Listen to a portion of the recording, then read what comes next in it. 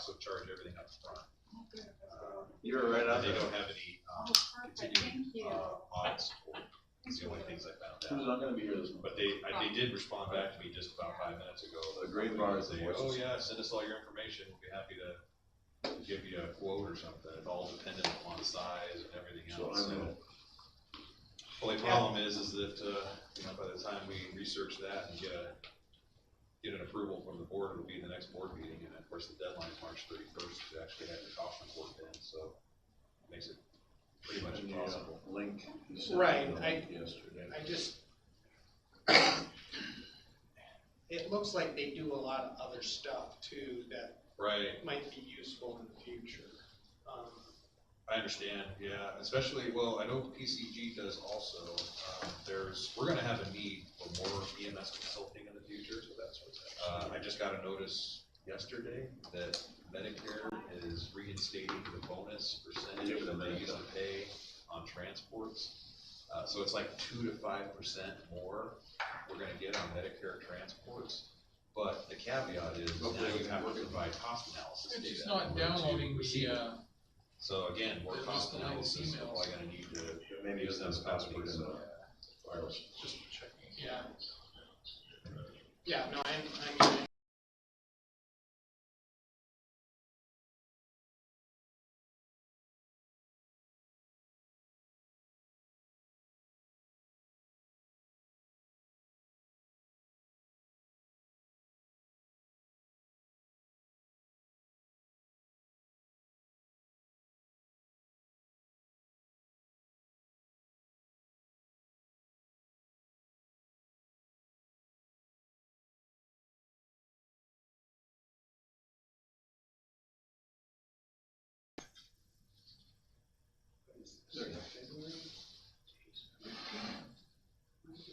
We'll start it.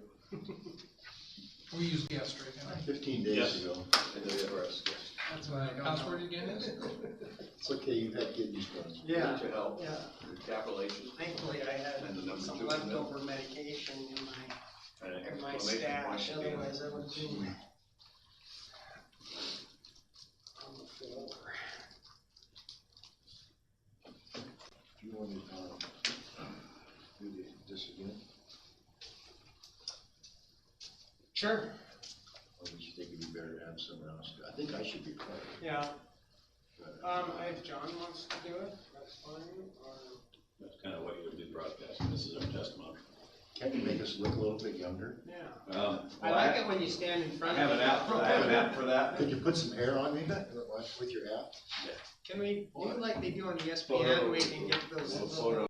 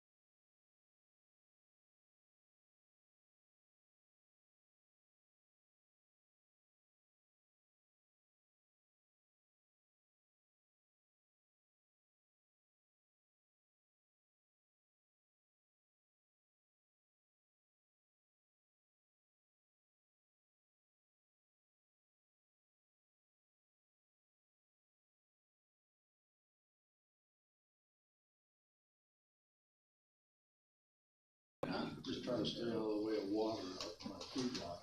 Hey, Dylan, it's Henry. When I've you been get- in when you get a second, quite a thank bit you. of water, you know, this is. We're on a really tight deadline, unfortunately. Yeah, so you had a couple of 38-inch tires. Yeah, we got a couple. Are they any good? I don't know, There's. I wanna be able to. We sat here for hours. There's spend some a couple time that and are not feel like close I to gotta stop 50%. Okay. They're most of them are good for just holding the tractor off the ground. Maybe it's Pretty- not just. pretty quality. Yeah, great one. There's one that's brand new. They're all, I think almost all of them are That, surveying rating bureau, 13. document was Start done. 5 or whatever, 3. You know, it seems to say, Yeah, I know, it's a little lacking in some information, but hopefully we'll be able to sit down with them and get more You dialed probably knew down. Martin Gratian. Dylan, please. Sorry, with Norfolk Martin. Do No, he Hey, how lived you- he lived halfway to Linden. we have to pay for He that, was, right? No. did you know Al Gratian? Okay. That's his brother. Henry, Norfolk Fire. And No, they they're get both paid gone by now. insurance. Well, that was Yeah, gonna be my point, is like, it's for the insurance He industry, died so years ago. are we Very strange. required? But, I think we his are son required. died here a year or so ago, and so But we they don't went have to in pay and for it, basically Because that's auctioned like it a- off. You know, right now it's. Well, when I say don't pay for it, You it said costs auction, so a it's lot of like- staff. so. Sure, but I mean, it's not like there's a $20,000 fee that you have to pay to have it His evaluation. son, Right. all the time they were off of the Right. tractors. Thinking they were on the Yeah. tractor. Well, what they do offer is to come back up and sit with us, Okay. and the evaluator will sit with us and Not get into very the expensive, I details think. of the areas where Yeah. are more deficient, so we can $80 determine that, you know, what we're gonna need to do to bring these areas up to get more points. Some things you just won't, like a backup ladder truck, you know, we just don't have Well, that. Which And I'll probably go say this, but like, But nobody has that. some of the places like Engine Company, they get 0 points for engine. Yeah, they're out by my house.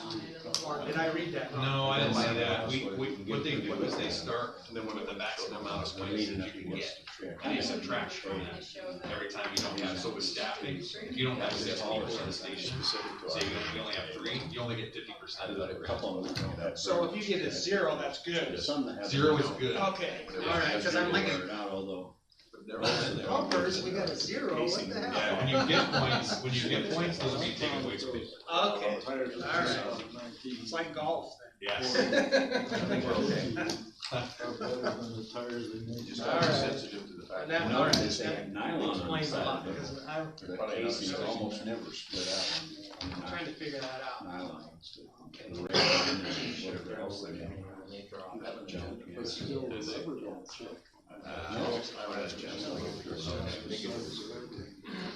Guess we'll do These what's look like left. they're I think so. not checked. Yeah, I think it was one time they were jumping. Anytime next year. There's gonna be a slideshow of this. I think I know who he is. So you know what tractor you're gonna put them on? Did not happen last year. No, this year, they injected a bunch of new things in. Yeah. You didn't have any problem with the resolutions. Yeah, I got a nice Yeah, pair to one time to over draft at, it. one of the tractor No, guys. I don't know for sure yet, but I do know if you He was Google wanting to put a little bigger rubber on, he had these guys. 13 inches, so I bought him and put them on. Well, I don't know if I put 'em on C1A, but, I know he gave me a surprise, he didn't say anything, and I went to put Glass them on. door, which is like, One was 4-ply, one was a 10-ply. research stuff. Yeah. Yeah. I don't know, they charged us. That was fun, they put it on. 5 bars. I think that, That's actually what I did, I went down to the Beacon, so. yeah, I went down to Beacon and I got a We little look jar at it of every it. year. They I do might have got some from, education, Brady. lots of technology, they have a lot of internet. Now might not lock up on us. It does, that's a big area. Twice in 1 week, huh? Fire service.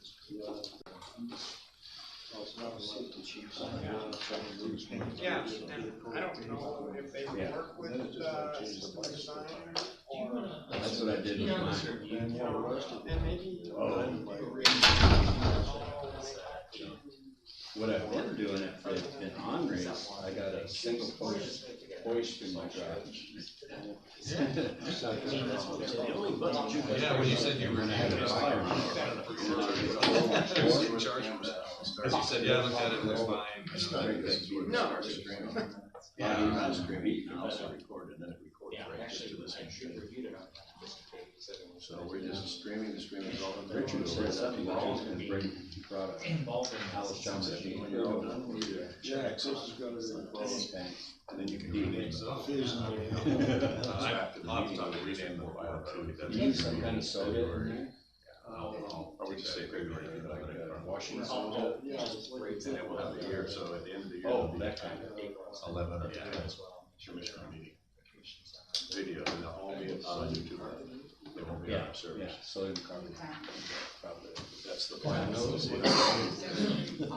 I did. I couldn't I think, we know at one time, they indicated there's two kinds of common sodas. And they'll just.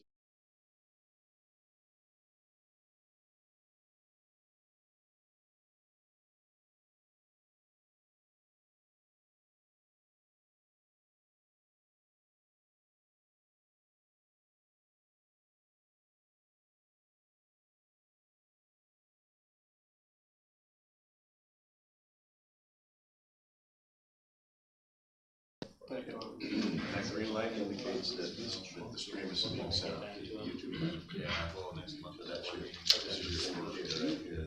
Yeah. It's on it. Yeah. That's what I use a battery charger. All on different days. Yeah, I've done it a couple we of know times. when it's on. It's on, March. Bubbles just keep coming and. Probably won't unless there, is there a light at all? It's on. So I'm viewing it right here, so, yeah, without, I guess without you asking me.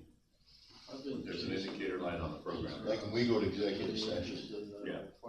You can turn it off. we have to make sure it's off. There's a camera off and there's a, if you wanna take a look, I can show you what. But, I mean, if we do an executive session and I walk over here and it's still running, then I know it's off, right? Well, what we'll do is we'll switch the camera off. Or to-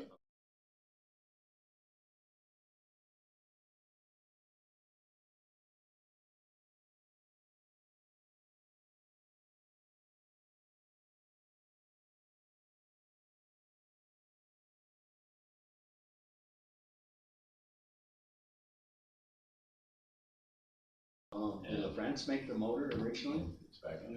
And if you're gone, Jenny will be running this. Oh, yeah. Spark plugs. We'll try to get somebody else. Denny had somebody in. Joe will be here too. And Joe.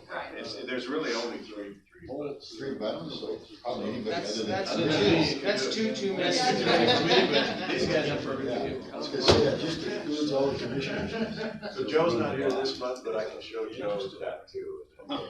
So where's Yeah. the store? This one, we're gonna keep this in. You don't see that very often, there's a counterweight bolt. There or in a locked drawer. Maybe you can help us. So,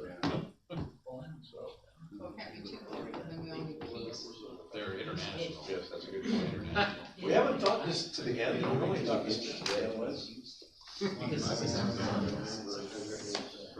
But setting up the whole social media channel on YouTube and opening the account, doing all the practices and stuff. That was the goal. I didn't want to go live until we actually recorded it to make sure it's acceptable. So this is the kind of the data to test. Everything's acceptable. And we can not only post this one from today, then we'll go live. Go live next week. Okay. Double axle. Be interesting to see if anyone watches. I can tell you how many people watch and for how long they watch. We can tell you where they're coming from and any information they share, male, female, age group, we can give you all the specs, so. Wow. Alright. So I'm gonna stop. I didn't have my I page, almost I didn't went have my light. page counter there. I almost, yeah, I almost, I was like reading.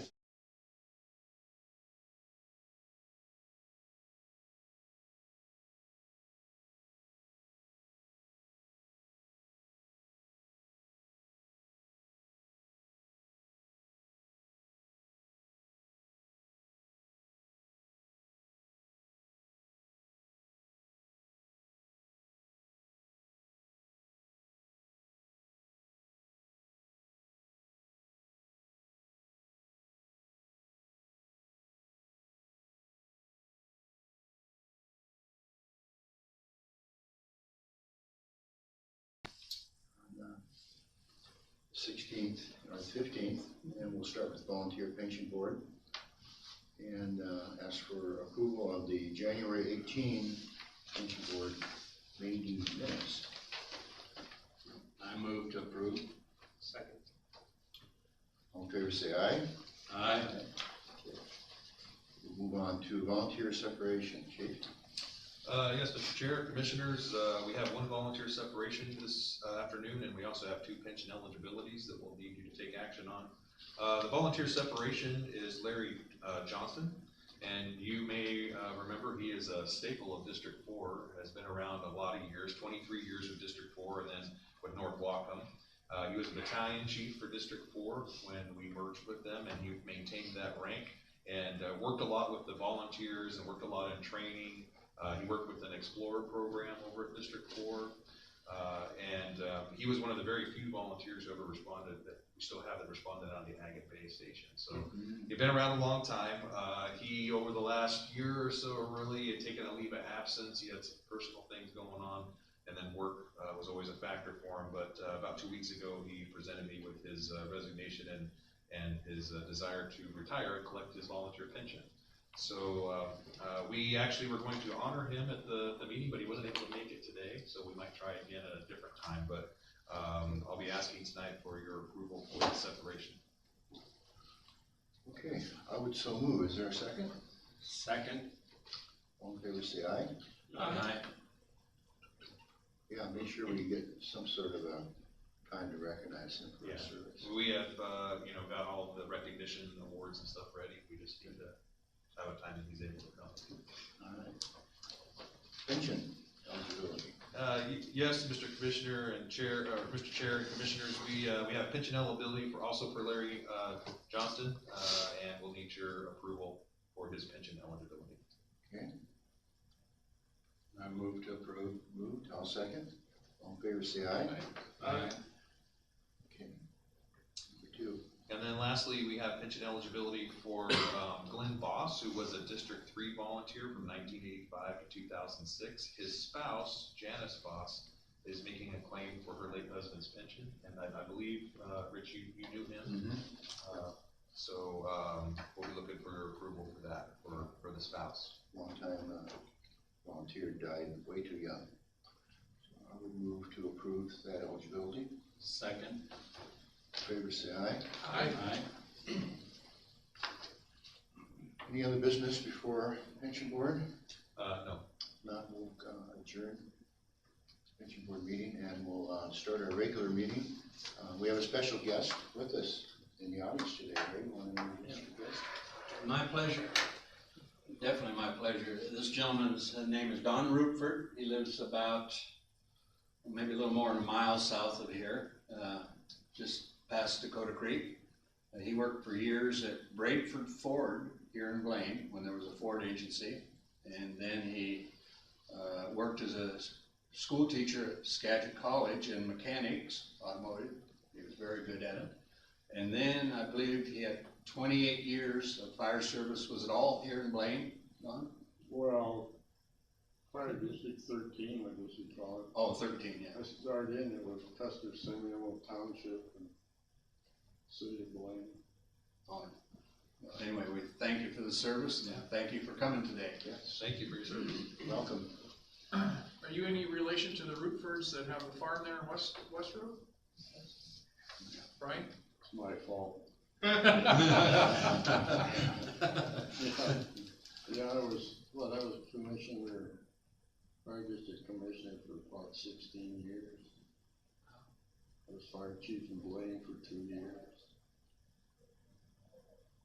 Nobody knows. Thanks for coming Thank you today. for your service, and I believe I remember hearing a story from you about driving one of your cars down the old road to where the Skagit Raceway is now, or something to the effect of, you set some sort of land speed record in a vehicle a long time ago.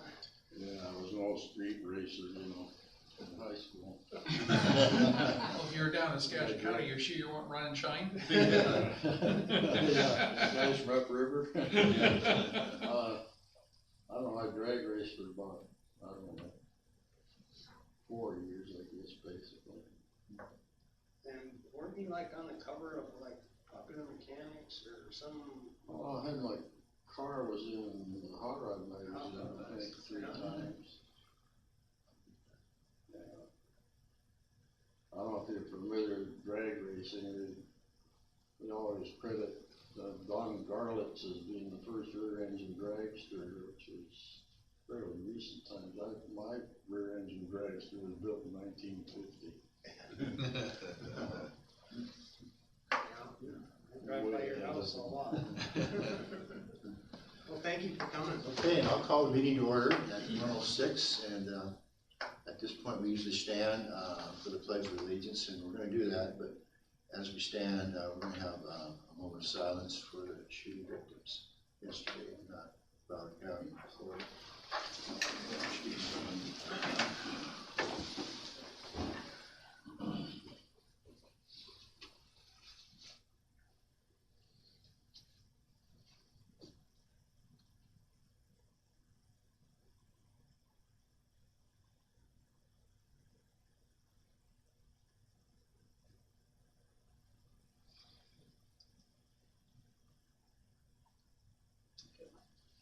I pledge allegiance to the flag of the United States of America and to the republic for which it stands, one nation, under God, indivisible, with liberty and justice for all. Thank you.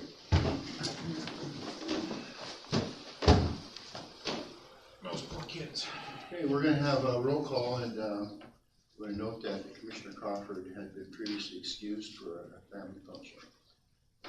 Roll call here. Henry Hollander? Dean Berkeley? Bruce Ansel. Bruce Fossman. Larry McPhail. William Burnett.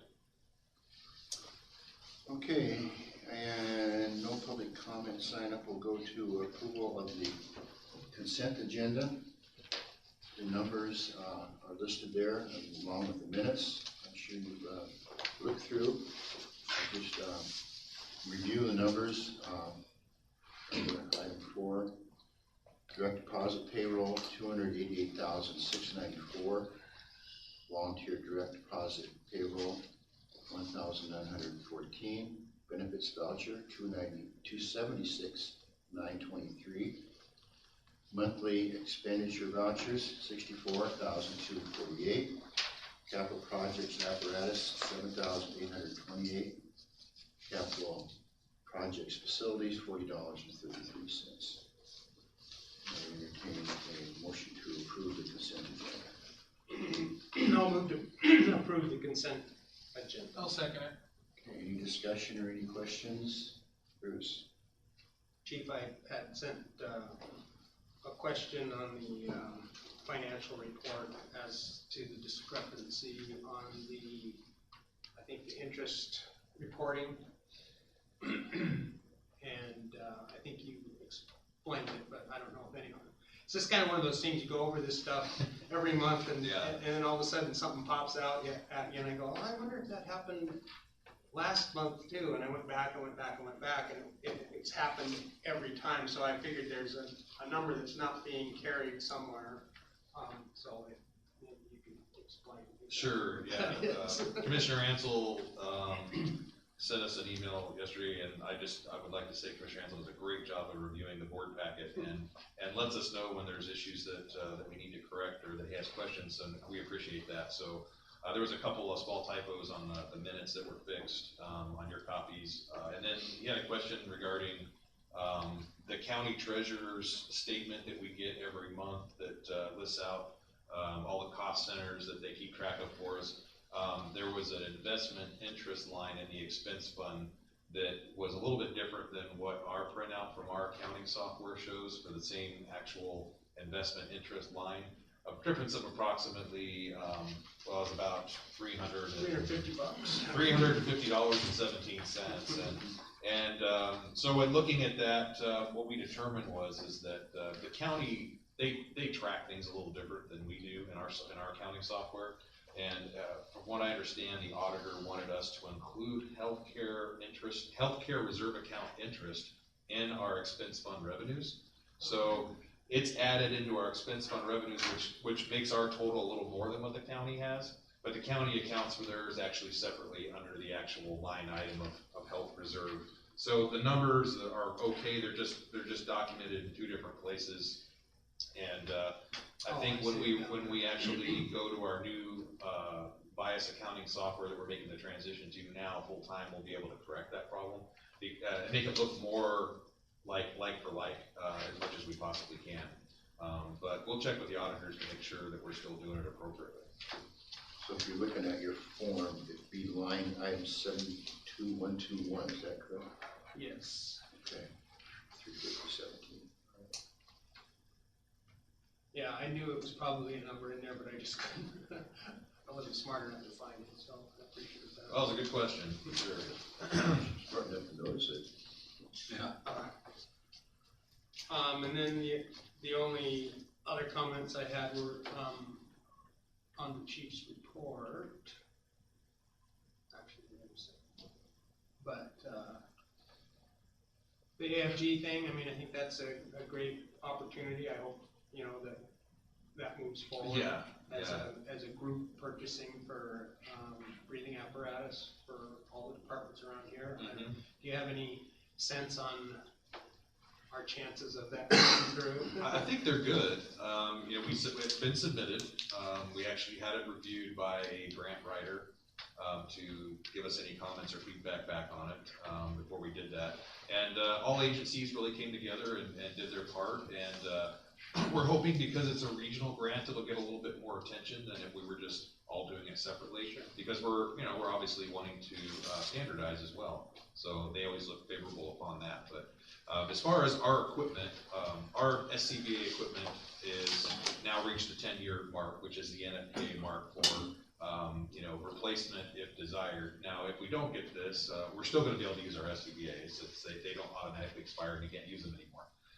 But we want to upgrade to the newer models if possible, because the lifespan, you start nickel and diming, a little more, you're having to replace parts, those kinds of things. So we're hoping that we get this grant, but if we don't, we're gonna need to be looking at probably budgeting for some replacement out of capital here in the next couple of years. If we do get the grant, will all these jurisdictions use the same apparatus, or is each one doing something? That is our hope. What we hope to do is if we get the grant, we'll put together a CBA committee made up of members from all the various organizations, and then we'll have them look at different vendors and then decide on one vendor is what the hope is. And I've seen that go sideways a couple times, but we're hoping that that is the case. There also is if we do get the grant, there is a partial share that we have to pay as well. I think it's 20% or something like that. So we'll have to come up with some of the money for the grant, for the purchase, but it's a pretty low amount. And then gonna be the same, sorry, no, it's gonna be the same procedure that we went through, I gotta say about 6 years ago. I think, Rich, you may have been not personally involved, but you were city commissioner, but, so in the district, we went MSA and our outside districts all had Scott. It's long before your time, but they bought different tongue-tied today, sorry. Tongue-tied today, sorry guys. And it was sort of a bit of a controversy, so I'm hoping that we will be able to match everybody on the outside, because it caused a big problem. Yeah, I mean, I can speak for myself and our organization. I can't speak for the other organizations, but I mean, I would go with whatever the recommendation from the committee is. Some chiefs aren't comfortable doing that. They have overturned some recommendations I've seen, not here, but in my past life in Arizona. That never goes over well. Got to trust the people that are doing it, and so if we end up having to switch from MSA to Scott or Scott to MSA or whatever, we'll do what we need to do to try and be consistent with what everyone else is doing. Yeah, I'm confident in that with you.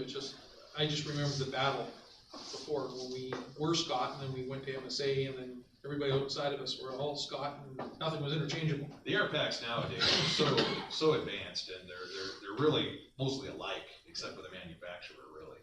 So interchangeable now, they've updated it. Yeah, they're all very modular now, and you can tear them apart and clean them, and they're a lot easier to work with.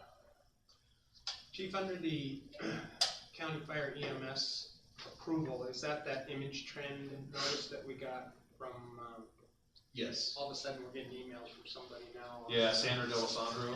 Yeah, she was just putting out an informational update to all the commissioners and fire chiefs about the fact that the county, has approved the first part of that process. The finance committee has approved the purchase of the EPCR software and the fire RMS software, from, Image Trend. So, the next step is the county council will hopefully approve it, and we'll be off and running, and we hope that I'm not sure exactly what the time frame is in order to buy the software and actually get it installed and all the hardware and everything, but we'll be well on our way to providing electronic patient care reporting, and the fire RMS side of it will also replace our current Firehouse software, and that saves us some money, so. Wasn't that the notice we got that the county had approved? I believe the county approved it that night. They had a finance committee meeting in the morning that had a pretty healthy discussion. And it passed 6-1 there, and then went to council that night, I believe. And Oh, okay. I think Sandy sent the notice. Yeah, to it was the 12. council. Yeah, I apologize. So the council's approved it. I got those two mixed up, but it's been approved, and so I believe the new EMS manager that's coming on Starts March 5th. will start to put those systems together for us, so. Okay. March 5th. Looks like we're looking at over $10,000 in potential savings from this. Well, yeah, every year we budget about $12,000 with Firehouse for upgrades, for software data upgrades. And it's really gotten very antiquated. We're still on a server. We're not even web-based. The new Image Trend will be web-based. We won't need the server anymore. So those updates will all be automatic, and then the county's paying for it out of the EMS levy, the ALS EMS levy. So we'll be saving money. And my last comment, sorry, was just recognizing Dale Rutgers from Delta Station for running 8 cars around Yep. and getting the gurney Gurney maintenance day. service. I mean, I think it's important that we take a moment and thank people like that who kind of go out of their way to help us out and fundraise around. So thank you for pointing that out. It's just been a long time, energy, running it. Yeah. Going around doing stuff. Energy. How many years? 400 and something. He's a retired rehire. Yeah, So it's been quite a few years, and he's the head of the officer at the tender group, the captain there, and organizes those guys for us. He comes to our officers' meetings and represents the volunteer tender operators, and always very, very active in the community. I ran into him of all places. He drives a bus during the Linden Fair, a shuttle, and him and his wife drive them. And I actually got on one of his shuttles. I'm like, "What are you doing driving this?" He's like, "Yeah, we do this every year." It's interesting. So he's busy. I think he's a mechanic for John Deere have been for years. for years. Yeah. Yeah. He just retired from there. Yeah. Is he retired? Retired from there Oh, okay. last year. Nice to have him help out. That's all I got. Okay, thanks, Bruce. Did we vote on this? No, but No. this is discussion. And that's the discussion portion. Is there a motion to approve the consent agenda now? It is. Just that we did. Then motioned and seconded, we had a So we discussion. just need to so we vote just on need it. to vote. Everybody in favor, say aye. Aye. Opposed? All right, thank you. Commissioner meeting reports. Did you all receive the report from Commissioner Crawford? Yes. You did. Actually, I think we got that twice. We got it. Went up to Chiefs from the same gal, Sandy. Oh, the minutes? Yeah. Yeah. She sent it out and then he sent it out. He sent out his. Oh, okay. I So got that. Yeah. I hope he keeps doing that. That's nice to know exactly I what's think going he on. may have forwarded that just Just to the to board. us, yeah. Um, So anyway, I think that's a great idea. Yeah, it was Encourage nice him to keep see. doing that. I did attend the January 22nd city council meeting. Nothing really pertaining to us, except I talked with the city manager, Dave Wilbrook, and he had nothing but praise for Chief Hollander and his attendance and participation and continued provision of information to the council. So, thank you, Chief Hollander. Well done, Henry. Thank you. Thank Okay, any other meeting reports? And I see no one here from local, so I would say there's no report from that. Rich, anything from legal? None, no report today. Okay. We'll move on to unfinished business, and I think we'll move the ground emergency medical transportation program to the end. I think that's gonna take some time. So let's just move through to Washington Survey and Rating Bureau for information. Okay, commissioners, yes, so we finally got done with our WSRB rating, and it's been over a year. It was a very long process. First one I've been through here in Washington. I've been through other types of them before, but, so it was a learning experience for me, and I need to give credit to Assistant Chief Newchester, who basically I assigned to head up that project of working with WSRB, and both him and Chief Hollander worked on it together, and I basically was just kept informed of what was going on and gave direction every once in a while. So they deserve all the credit for actually dealing with this process. As you know, every board meeting I say, hey, we're waiting to get our final on our regrade. Well, we got that, and all the commissioners should have received a letter and a copy of the reports for District 4, Blaine, City of Blaine, and for North Wacom, District 21, all three areas. I can say that we kept our ratings. We kept them the same as they were the last 5 years. So every 5 years we get re-rated. Initially, we didn't keep our ratings. We had to provide some additional information to WSRB. We also had to interpret some data for them because they didn't quite understand some of the way that we do things. And once we were able to do that, and then they also went back to some of the water companies, especially Blaine, and got some new figures and hydrant flows that they had some wrong figures on before. They presented us with their final grading. And again, that's a 5 for District 4, a 5 for North Wacom, and a 4 for the City of Blaine.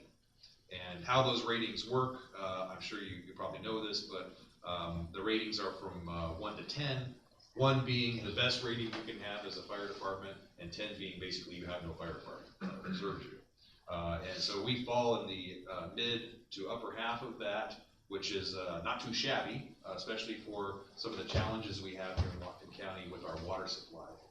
Water supply is one of those areas that we don't have a lot of control over here as a fire department. It's run by water districts in the county, and they're in charge of making sure their water systems are compliant and can flow, and some of the water systems don't even have hydrants on them. So we also get what they call a water tender credit.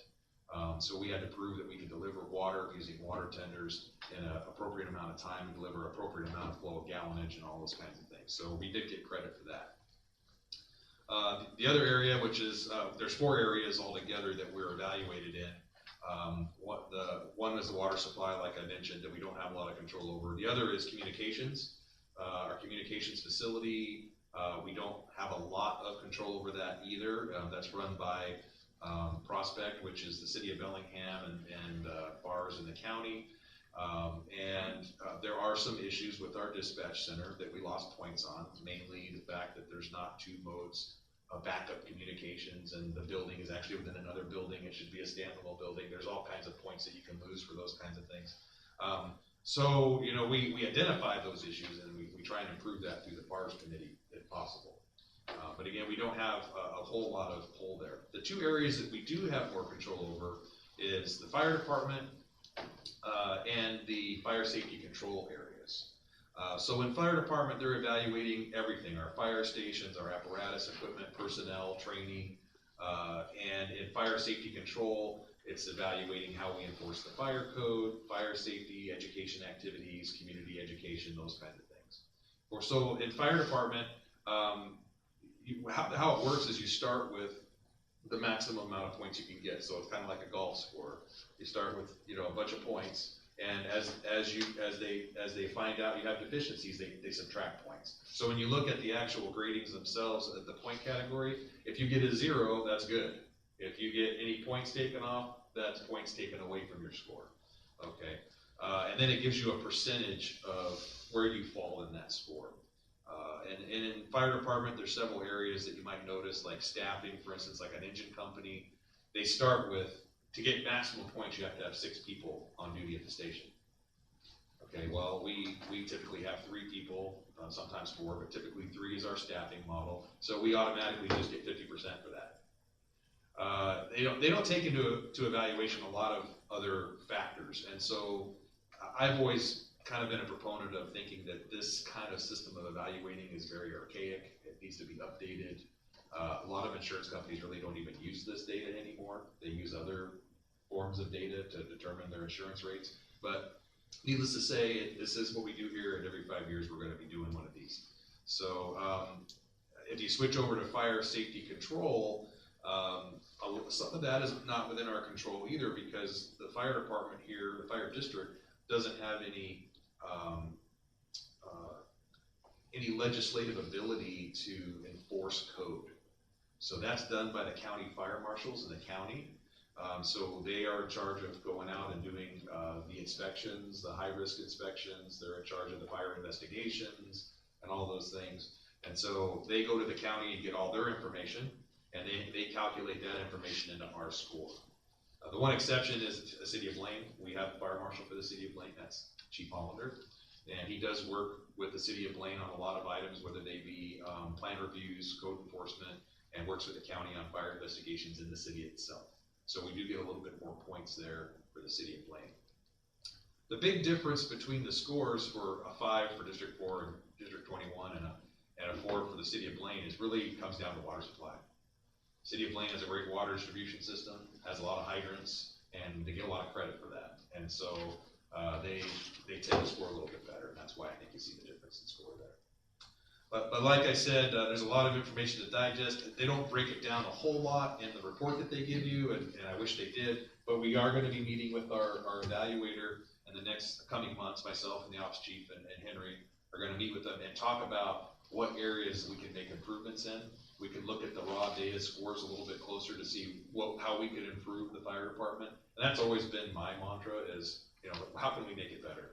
And this is really a great snapshot of how we're doing, and it's honest, and I think that our citizens and the members of the board here deserve that, because we need to know where to start to try and improve our services, and this is one good starting point.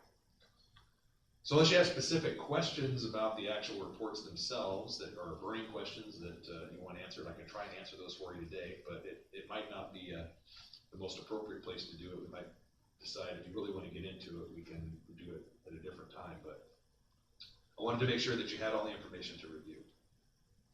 There was a lot of information. Yes. A lot. It strikes me that this might be a good document for us to have for if we have like a planning retreat, or even for strategic planning. I mean, it's a good starting point. Absolutely is, and this is really a great jump off point to help to really interface with our strategic plan, especially when it comes to future planning for facilities, capital, apparatus. If we're gonna be evaluating where we need to have stations for best response, we need to get rid of some stations or build new stations or whatever it might be. Also staffing, all that plays a role in here on those things we can control. So again, we'll see them in 5 years. Okay. Hopefully we'll make improvements. But there's been no degradation. We're keeping the same score, so there's been no degradation in our scores. Thank you. Semi-ammo Station 62 roof update. I'll go ahead and have Chief Hollander give it. So as you know, we had a pretty serious leak there about a month and a half ago. We were able to temporarily fix that leak. So at this point, the roof is not leaking, so it's not a big rush. But everyone that came out and looked at it pointed out to the fact that it's a 25-year roof and it's 27 years old now. It's time to re-roof. So at this point, we're just working through the bidding process and getting some bids to get a price so we can budget for the re-roofing. Hopefully we can do something this summer when the weather's appropriate. So I have one acceptable bid and one unacceptable bid so far. They're all busy. Go figure when it's raining right now. So it's a challenge to get some bids, but actually today we're going to get another bid. And so I'll keep working until I have 3 bids, and then I'll bring it to the chief to bring forward. It'll probably require a budget amendment, I would think, if we decide to. Yeah. Oh, for certain. What we didn't budget makes a bid unacceptable? They bid a metal roof, and I told them it was tapped through shingle composition, and so it came in at $155,000 to put a whole new metal roof on there, and that was not the, that was not the direction. That wasn't what we spec. That wasn't what I asked, yeah. Okay. So I call that unacceptable. So we'll leave this on. Non-conforming. We'll leave this on for next month. Yeah, we can give you updates as the bids come through. Okay, we'll move to new business, 2017 budget amendment. Okay. Are we gonna put, GEMT at the very last? Yeah, we'll put that. I'm just making sure I find my paperwork here. Okay. So every year, around this time, we present the board with budget amendments for the previous year. This year, you'll see a budget amendment before you, to adjust our budget for 2017. Occasionally, you know, we budget for what we think we're gonna need, but we don't always know exactly what we're gonna need, so sometimes we spend money in other areas that we didn't budget for. So this year, I'm asking the board to increase our budget, our stated budget from $7,480,580.67 to $7,721,466.31. And that's our general expense budget, and our capital projects fund would increase from $132,625 to $194,277.16. And there is an exhibit A, that shows exactly where those charges took place, and I can actually, if you have any questions, I can give you a breakdown of those items that went over in those certain areas, if you desire that.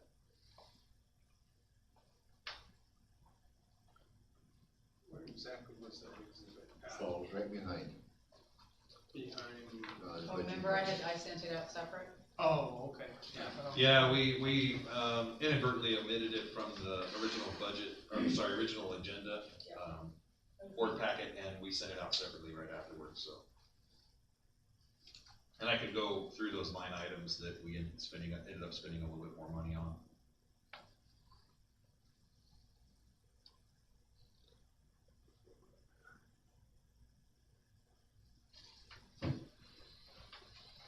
Everybody's ready? So, yeah,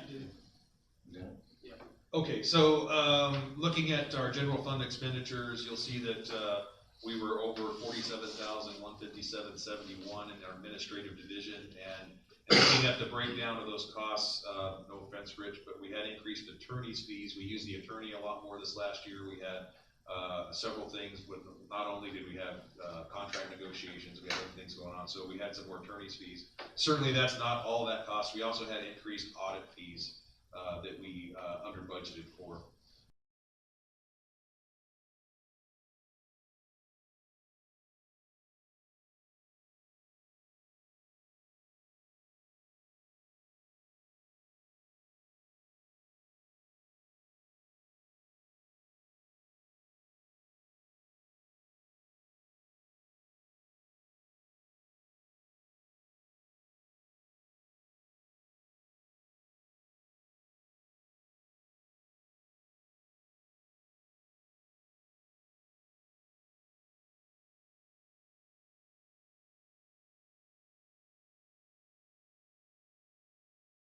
Model, we did run up more overtime than what we expected in order to maintain our staffing levels.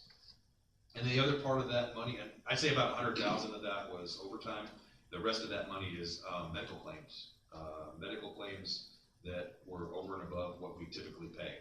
And it shows up in operations because every division has a tab line item for medical. We split it up between all the divisions.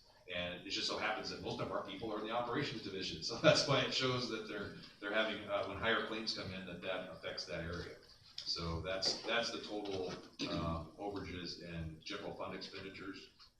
Capital projects, we were over by 61,000, and as you may remember, the commissioners approved new flooring for Station 63 this last year. That came out of the capital project fund, and also washer extractors that weren't originally budgeted that we needed to put in the stations. And also, since we didn't get our grant for MDCs or data terminals in the vehicles, we're starting to replace those now. So that's also cost for replacing those capital items, those computer systems in the vehicles. And that is the total of the overages that causes us to adjust our budget. And then, where does that money come from? Is it pulled from reserves, or did we No, have? we had savings on the revenue side. So we had probably $200,000 of savings on the revenue side that those would come from. Mhm. Majority of that is healthcare returns. So we had our overinsurance carrier would actually pay us back a lot of money for claims that went over $50,000. So we ended up with almost $400,000 in reinsurance monies from our carrier that came back into our budget, not only to bolster healthcare back to where it needed to be, but we had some cost savings in other areas that we didn't spend money on, so it all balanced out. We actually came out in the black overall this last year. So with this amendment, we'll still be in the black. Yes, yes. Good, thank you for that.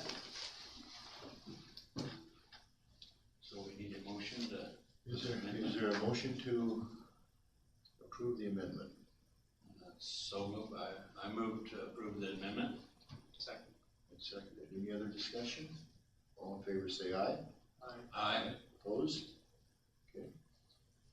Surplus vehicle, resolution 2018-01. Mr. Chair and members of the board, yes, we have several resolutions in front of you today to declare surplus items. The first one being resolution 2018-01. We have a 1971 Ford water tender, and it is our oldest water tender, I believe, that we have. It's an old gas model, doesn't even have a diesel in it, it's very underpowered, and it currently sits at station 70. We want to surplus that. We do feel there's some value in the vehicle that we can obtain for it. But we have done a study and found that we have plenty of water tenders out there, and that we probably wouldn't be a bad idea to start getting rid of some of the older ones, especially since that affects our rating with WSRB. The older your equipment is, the more points you get taken off. So we felt very comfortable, staff, myself got together, felt very comfortable in surplusing this vehicle. Maybe Don wants to buy. No. Got enough things. How do we get rid of them? That's a good question. There's several ways that we can do it. We can throw ads. We can actually put it on the internet to get rid of it. We can do the auctioning, the auction house here in Bellingham we can do as well. In my past life, we actually put vehicles, old surplus vehicles on eBay Motors. Oh. And done that before. So If we do it in-house though, I think we need to get 3 bids, and we can also brokerage it. Oh, through a okay. dealer. So we have some different options. but we'll get the best price that we can for it. Do we have any idea what it's worth? No, I don't. I can tell you that the last few engines that we surplus, we got a couple $1,000s for. We might get $3,500 maybe tops. It'd be a great construction water truck. Yeah, so most likely a construction company is where it would go. All right, is there a motion to approve? So moved. Second. Moved and seconded to approve resolution 2018-01. All in favor say aye. Aye. Opposed? Unanimous. Resolution 2018-02. Mr. Chair, Commissioners, yes, 1802 is surplus personnel protective equipment. This is a turnout equipment that's old, beyond repair, and or just out of NFPA compliance. We have quite a bit of it in storage, and it's time to start getting rid of it. There's actually a list of all the bunker coats, gear, and everything, and all the serial numbers on your readout there, so you can see there's about 39 items that we're wanting to surplus. And I believe that Commissioner Crawford made a suggestion into a possible donation. I think I would support that. I don't think there's really any value to this equipment, and so if we can donate it to a needy department somewhere that might be able to utilize it, I think we have an agreement for that kind of stuff that we can put together. Commissioner Crawford's part of a group that donates, I think to Mexico too. mostly to A Mexico. lot of our gear in the past has been donated down to Mexico. So yeah, I think that'd be a great thing, especially for something like this where there's no value to it really, but a lot of value to them probably, so that's a good idea. Save them a lot of money buying So we can, we can talk to Commissioner Crawford about that and get his contacts. Once you surplus it, we can make that happen. Okay. Well, I would move to approve 2018-02, the surplus equipment. Second. Second, any other questions or discussion? All in favor, say aye. Aye. Unanimous. And we go to 2018-03, a surplus generator. Mr. Chair, Commissioners, yes, we have a surplus generator. We replaced the generator at Station 69 because it was a little underpowered and couldn't actually support all the functions that we needed it to. Station 69 has all of our communications equipment for the district, our telephones, all of our mobile data computer terminal equipment, everything else. So as you might recall, we budgeted for that in our capital budget this last year, and we made that purchase. It's been installed.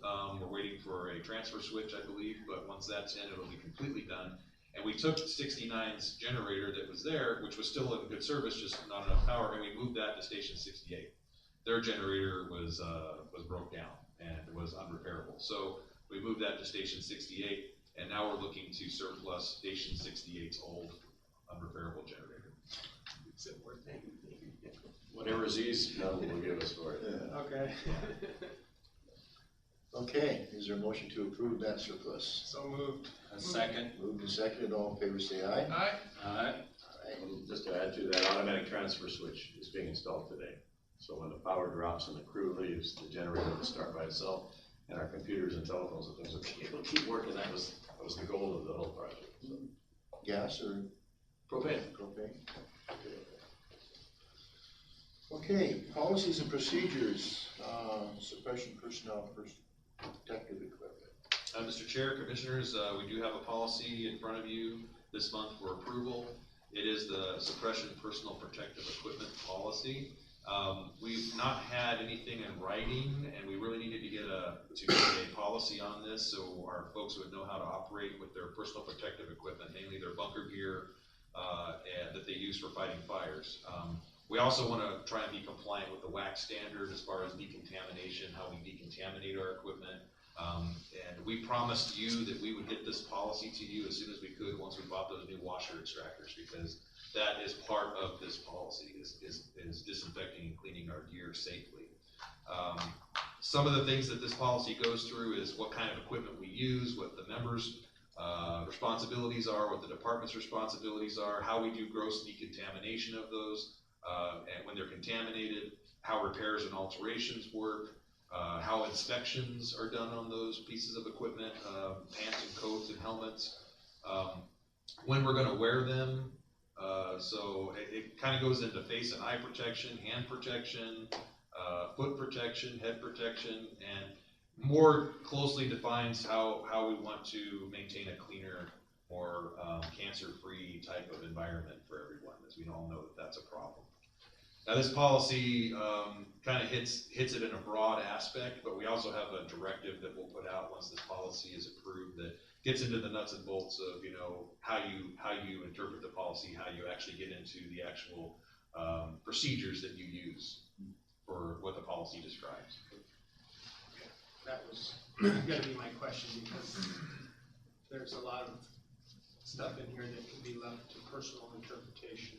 Yeah, we, of course, we run every policy by labor as well to get their input, and they didn't have any input on this one, and they were in support of it.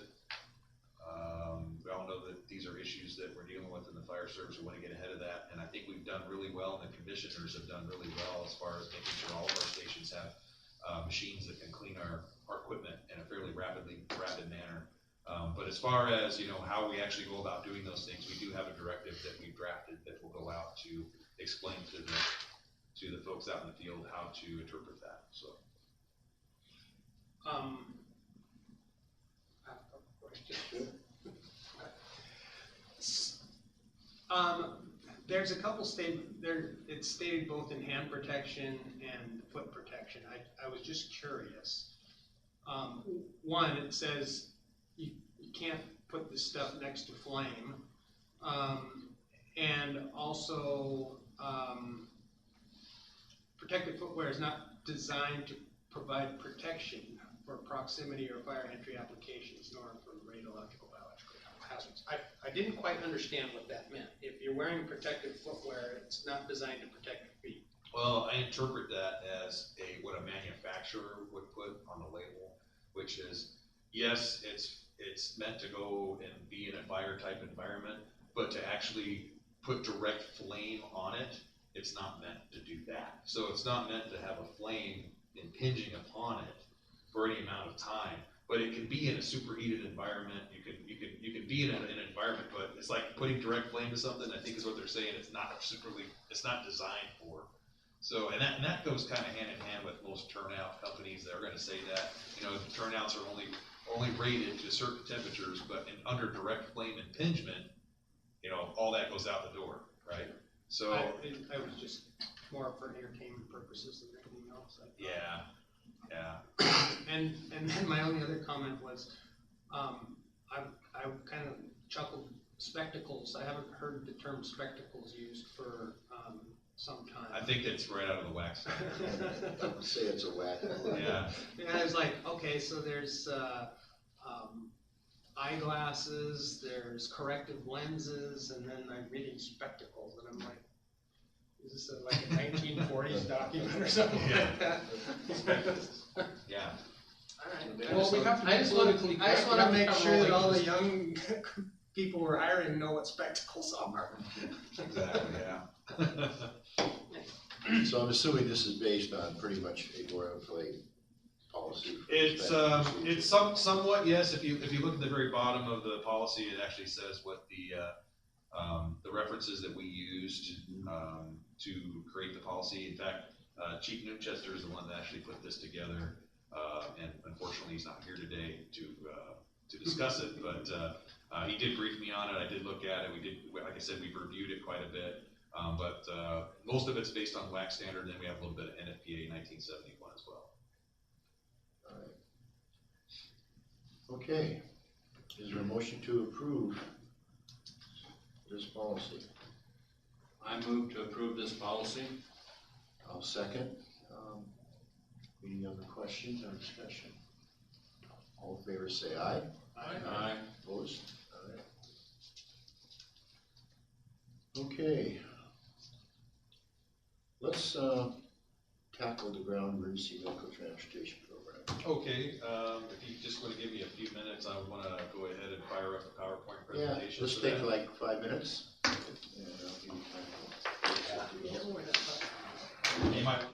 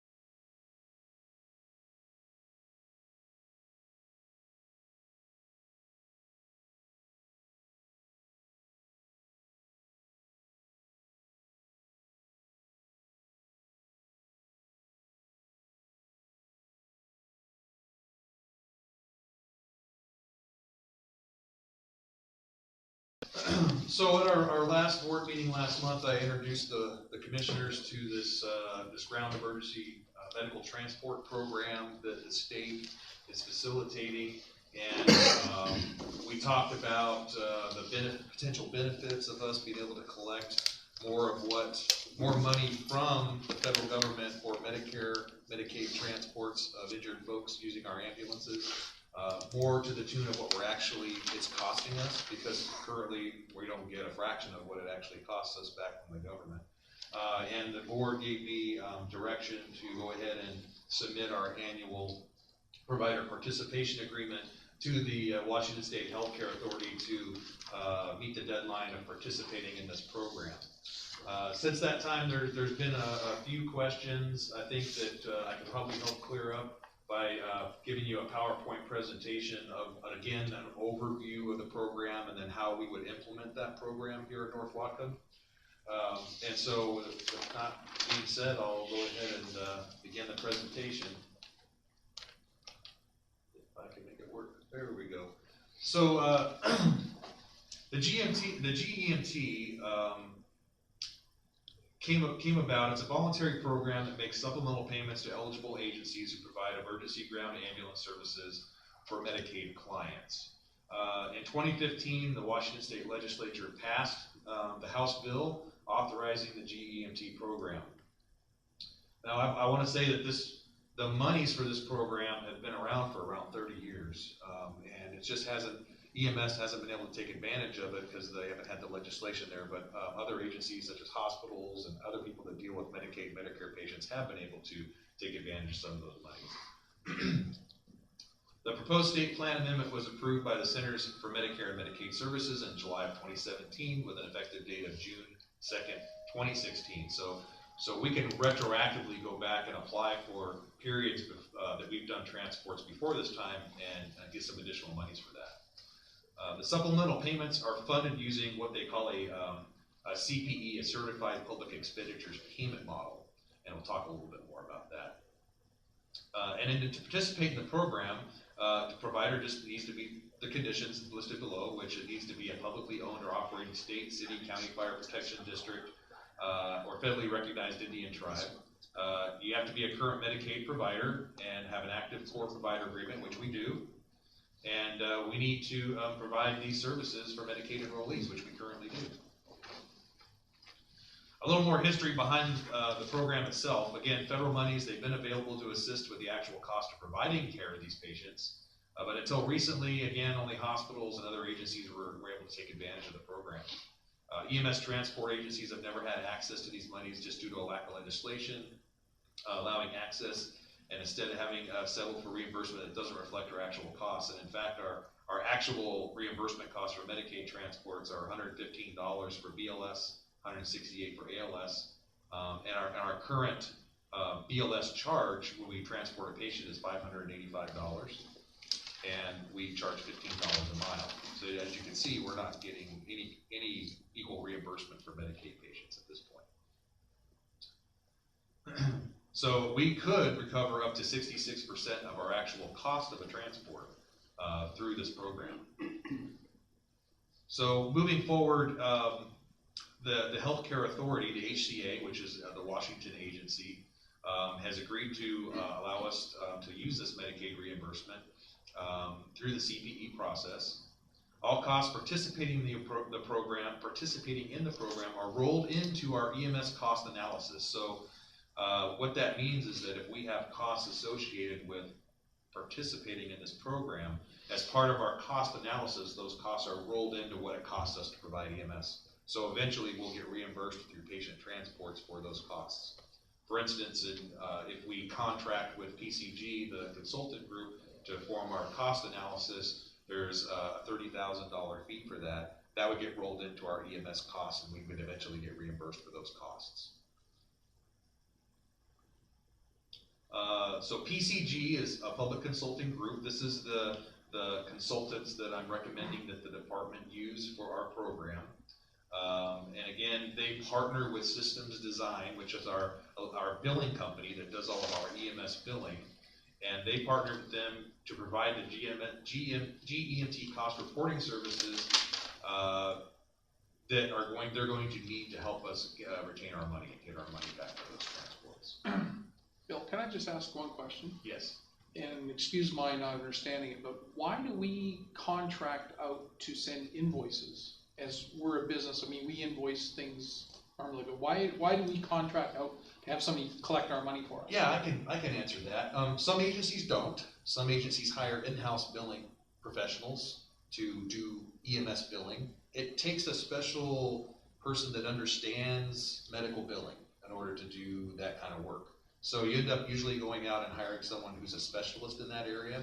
So you're gonna pay an annual salary to that individual, benefits, all those kinds of things.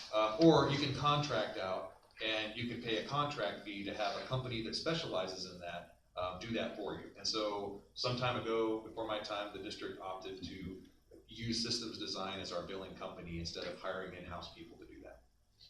Yeah, that was a decision made several years ago. Yeah, I'm just curious and I'm just thinking it as a business owner, and Rich, you get it too. I mean, if we have a set policy, and I'm just using this as an analogy, if we say our transport is $750 for medical transport to St. Joe's, what would the specialist need to know other than to build that firm or that medical system that $750? Or is it a whole stack of paperwork for insurance that goes with the bill that has to be prepared? All the above. Okay. Yeah, it is all the above, especially when it comes to Medicare billing and reimbursement. You really have to have a specialist that knows what they're doing. You're going to miss out on a lot of it. Each insurance policy, I guess, has their own way they want to see their bill, I guess. Fair. Correct, yeah. Moving on, so this next slide shows kind of an overview of the reporting periods that we're going to put in for in order to obtain some of these funds. And as you can see, the very first year is a very short time period. It's a 28-day period from June 2nd to June 30th, 2016. And when it says fee for service only, these are transports that are not all Medicaid transports. It's a very select few. Looking at our feasibility study, it didn't make a lot of sense for us to put in for this 28-day period, so we didn't opt to do that. But we did put in for fiscal year 2017, 18, and 2019 in our application process. And as you can see, in fiscal year 2017, that starts July 2016 and goes through 6/30/2017, because the state is on a different annual budget than what we are. We're on a calendar and they're not. So that's why it looks that way. And then fee-for-service transports will take effect from July 1st only through December 31st. And then they're going to reimburse all Medicaid transports. And that's where it really affects our department, because we do a lot more than just the fee-for-service. And if they were only going to reimburse fee-for-service, it probably wouldn't even be worth doing this program. But as you can see, in the next few years, it's all Medicaid as well. So half a year for the fiscal 2017, and then both 2018 and 2019 get all Medicaid transports, which is a big factor for us. So the process basically is fairly easy. It's 5 steps. We enroll in the program. We've done that. We've submitted our applications. We provide our consulting firm with the necessary data for them to be able to develop a cost report for us. So that data includes our budget numbers. There's several our entire budget items that we have to submit. We have to submit all the square footage of our district stations, and I'll talk a little more about that stuff as we get to that point. Once the cost report is prepared, which is it's a very intricate process, and it's very time consuming, and it needs to be right.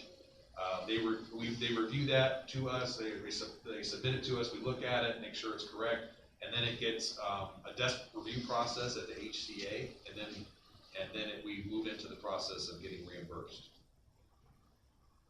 So I thought, because I don't think anyone knows a whole lot about Public Consulting Group, or PCG, I put a little bit of information in there about them, so we can learn a little bit more about this consulting group, because if we're going to basically subcontract with them, it'd be nice to know what it is they do.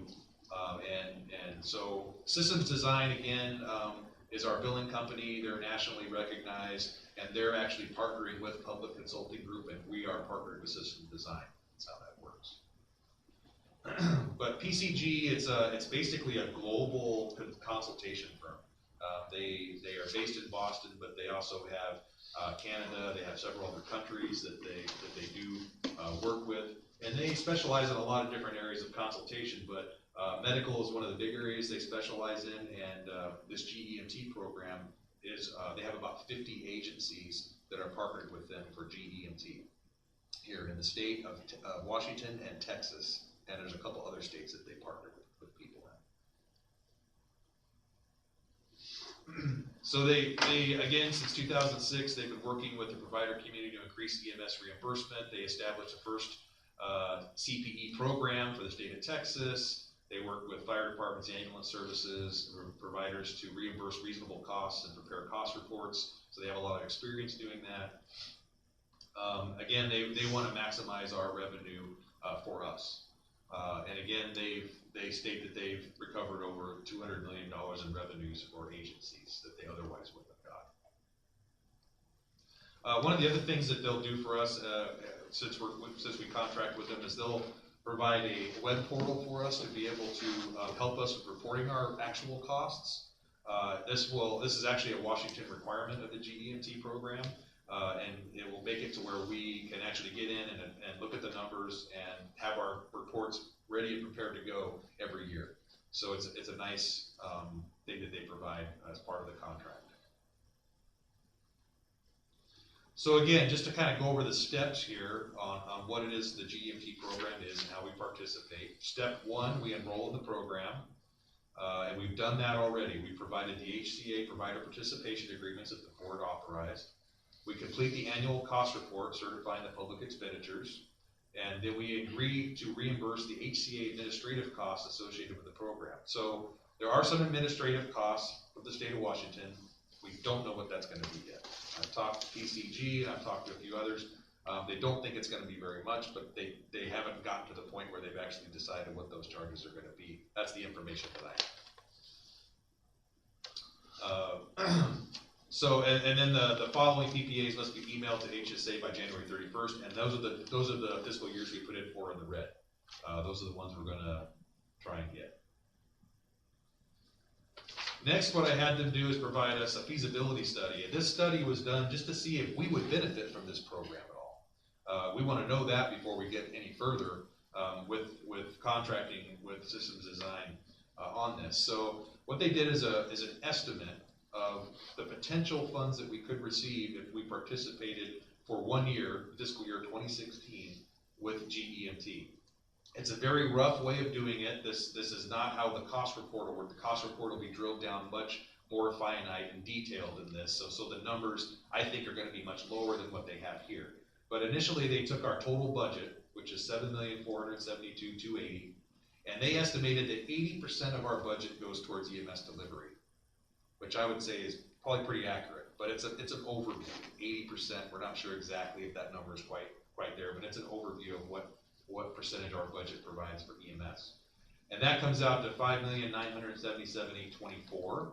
Then they take our total transports for that year, which were 660. They divide those out and they come up with a cost per transport of $9,057. Now to me, that's a high number. I think realistically, once the cost analysis is done, it's going to be down somewhere around $2,000 to $3,000 a transport will probably be our actual cost, but I can't tell you what that's going to be. I think it's going to be a bit lower. They take our total Medicaid transports then, and they multiply that, and then subtract our current Medicaid paid claims from that total, and we get a little total off to the side here. I threw in there of $2,038,331, and again, that's then multiplied by the 66%, which is what we're able to obtain additionally, is that 66%, and this figure comes out to $1.3 million in additional revenues for 1 year. I think it's going to be much lower. I think it's going to be somewhere in the $600,000-$700,000 range, but very significant revenues that we can pull in off of our transports for Medicaid transports only. So that's what got my attention, and that's what's getting everyone else's attention here in the state, is we can start getting reimbursement from the federal government for the actual costs of these transports.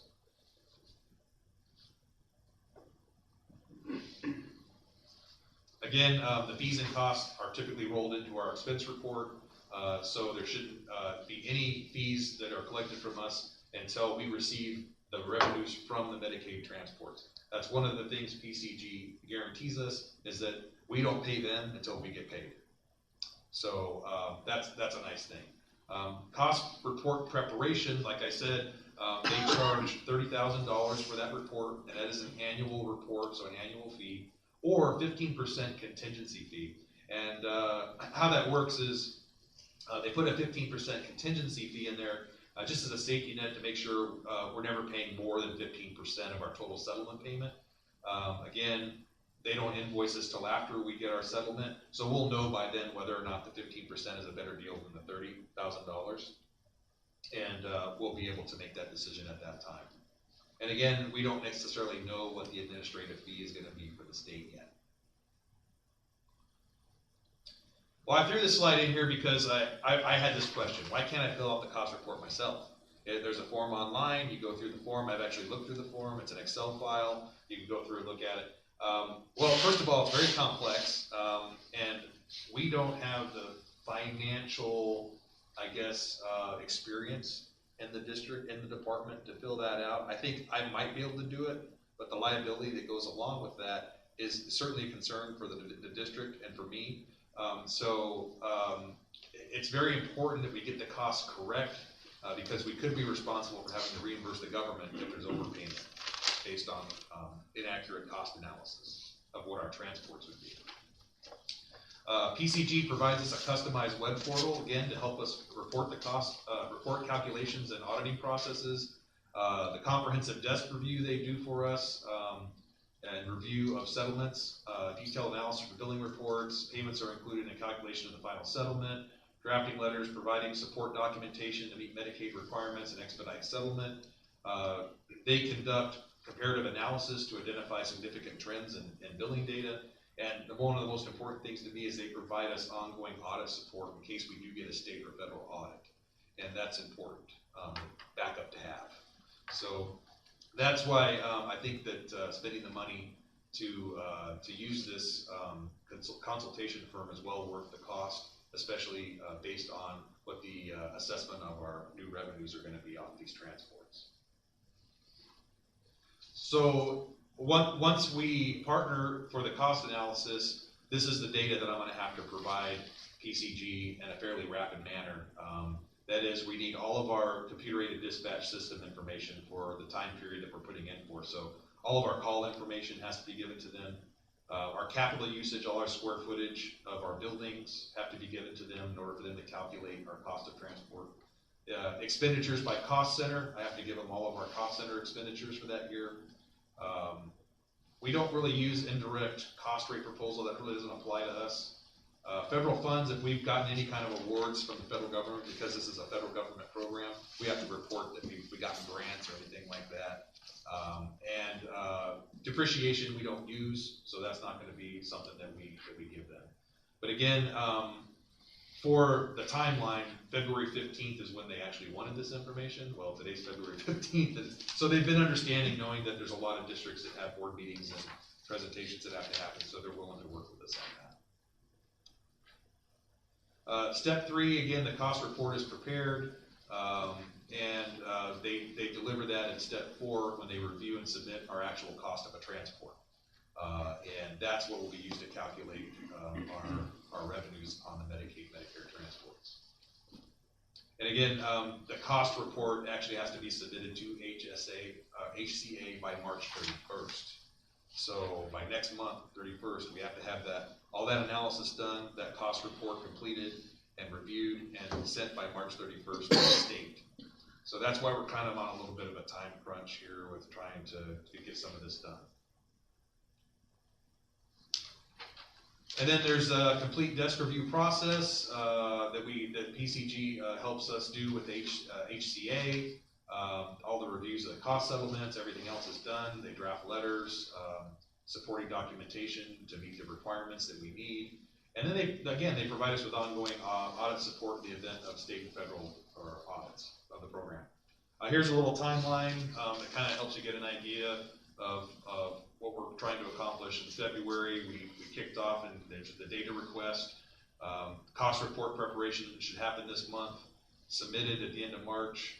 In April, preliminary reviews and desk reviews are done, and then we hope to start anticipating disbursements of the funds in August, September of this year.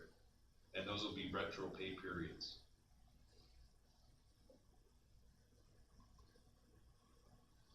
So what I'm asking the commissioners to do today is to approve a contract addendum with Systems Design. We have a current contract with them for billing. What I'm going to be asking you to do is approve a contract addendum that allows us to use PCG, which Systems Design contracts with, as our GEMT data provider. So Systems Design can provide them all of our billing data that they need to help them with our cost analysis. And there's basically a relationship there, so we don't have to have separate agreements. And that will allow PCG to do our cost analysis for us and the contract with them. In your board packets, it's kind of hard to see here, but this is the actual addendum agreement with Systems Design. And in your board packet, I think there's a blown up actual copy of that. And I did have our attorney look through it, and he didn't see any issues with it, I don't believe. No issues.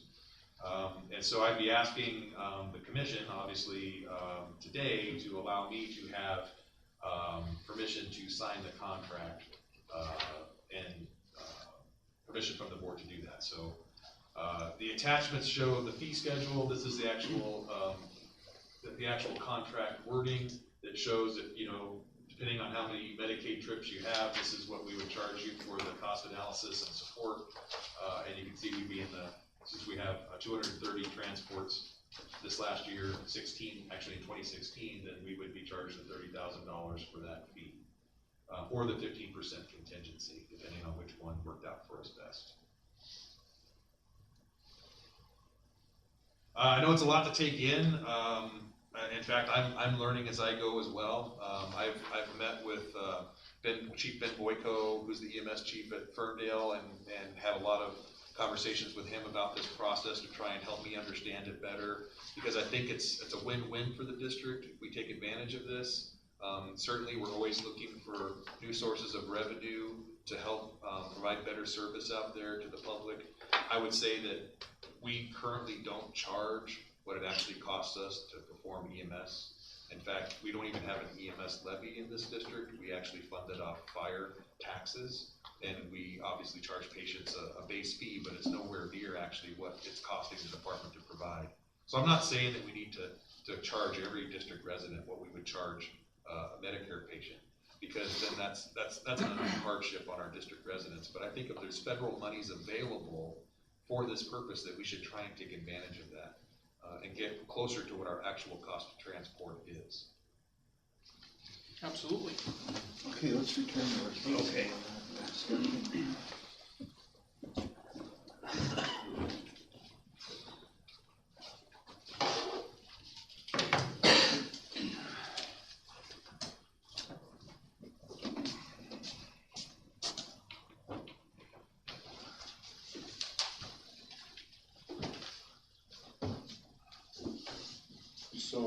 So follow protocol, there should actually be a motion to approve the chief's request. Is there such a motion? I move to approve the chief's request on the GE, I haven't got my glasses on. Let's see where it's at here. First one. GEMT. Yeah, GMT. I'll second. Second it. It's seconded by Dean, so it's open to discussion. So I guess one of the first questions I have, this will not be reflected on any of the charges that our residents see. This is strictly a Medicare thing. It's strictly a reimbursement program through the federal government and state of Washington. Okay. And we're tied in for how long if we sign this? It's 1 year. 1 year. Yeah. So we could evaluate.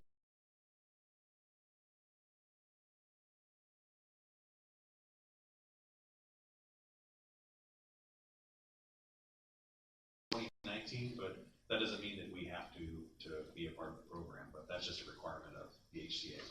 Okay. I'm sure there's other questions, so open it up. Well, I have one easy question. Are we gonna have a retreat sometime in the future where where we can ask a few more questions. About just the general operation and so forth. Sure, yeah, it's up to the commission, obviously. If you want to, decide on a date to do that, we certainly could. Okay. Yeah, I didn't wanna hold any of this up, cause it's time sensitive, I could see. We were talking about a training program in March or something, weren't we, with, Yeah, we had some discussion about having a commissioner class, like a commissioner class. And, I have yet to talk to Mr. Davis about coming up with some dates for that, but we can certainly do that. That would be good. If you do that, I would ask that it happens in April, early April, mid-April. Myself, I've got some stuff I have to deal with through March, so. It might be kind of hard to schedule that soon anyway, so April, sometime around the middle of April Yeah. would probably be a good. If that would be good. It depends on Mr. It'll, Davis. it'll probably works better for me anyway. Cool, I'll follow up on that, Okay. get you a date on that. Other questions directly related to the motion? yeah, I have a few. So I've talked to a bunch of people involved in this GEMT creation, actually. Keith Wright, who is the president of the Washington Fire Chiefs, helped write the legislation. And he actually works for a company called AP Triton, so whether there's a conflict there or not, I don't know. But when I spoke with him, he suggested that I take a look at AP Triton's website and see what they do. And they're similar to what PCG is, although I think they're a little bit more specific to the fire service.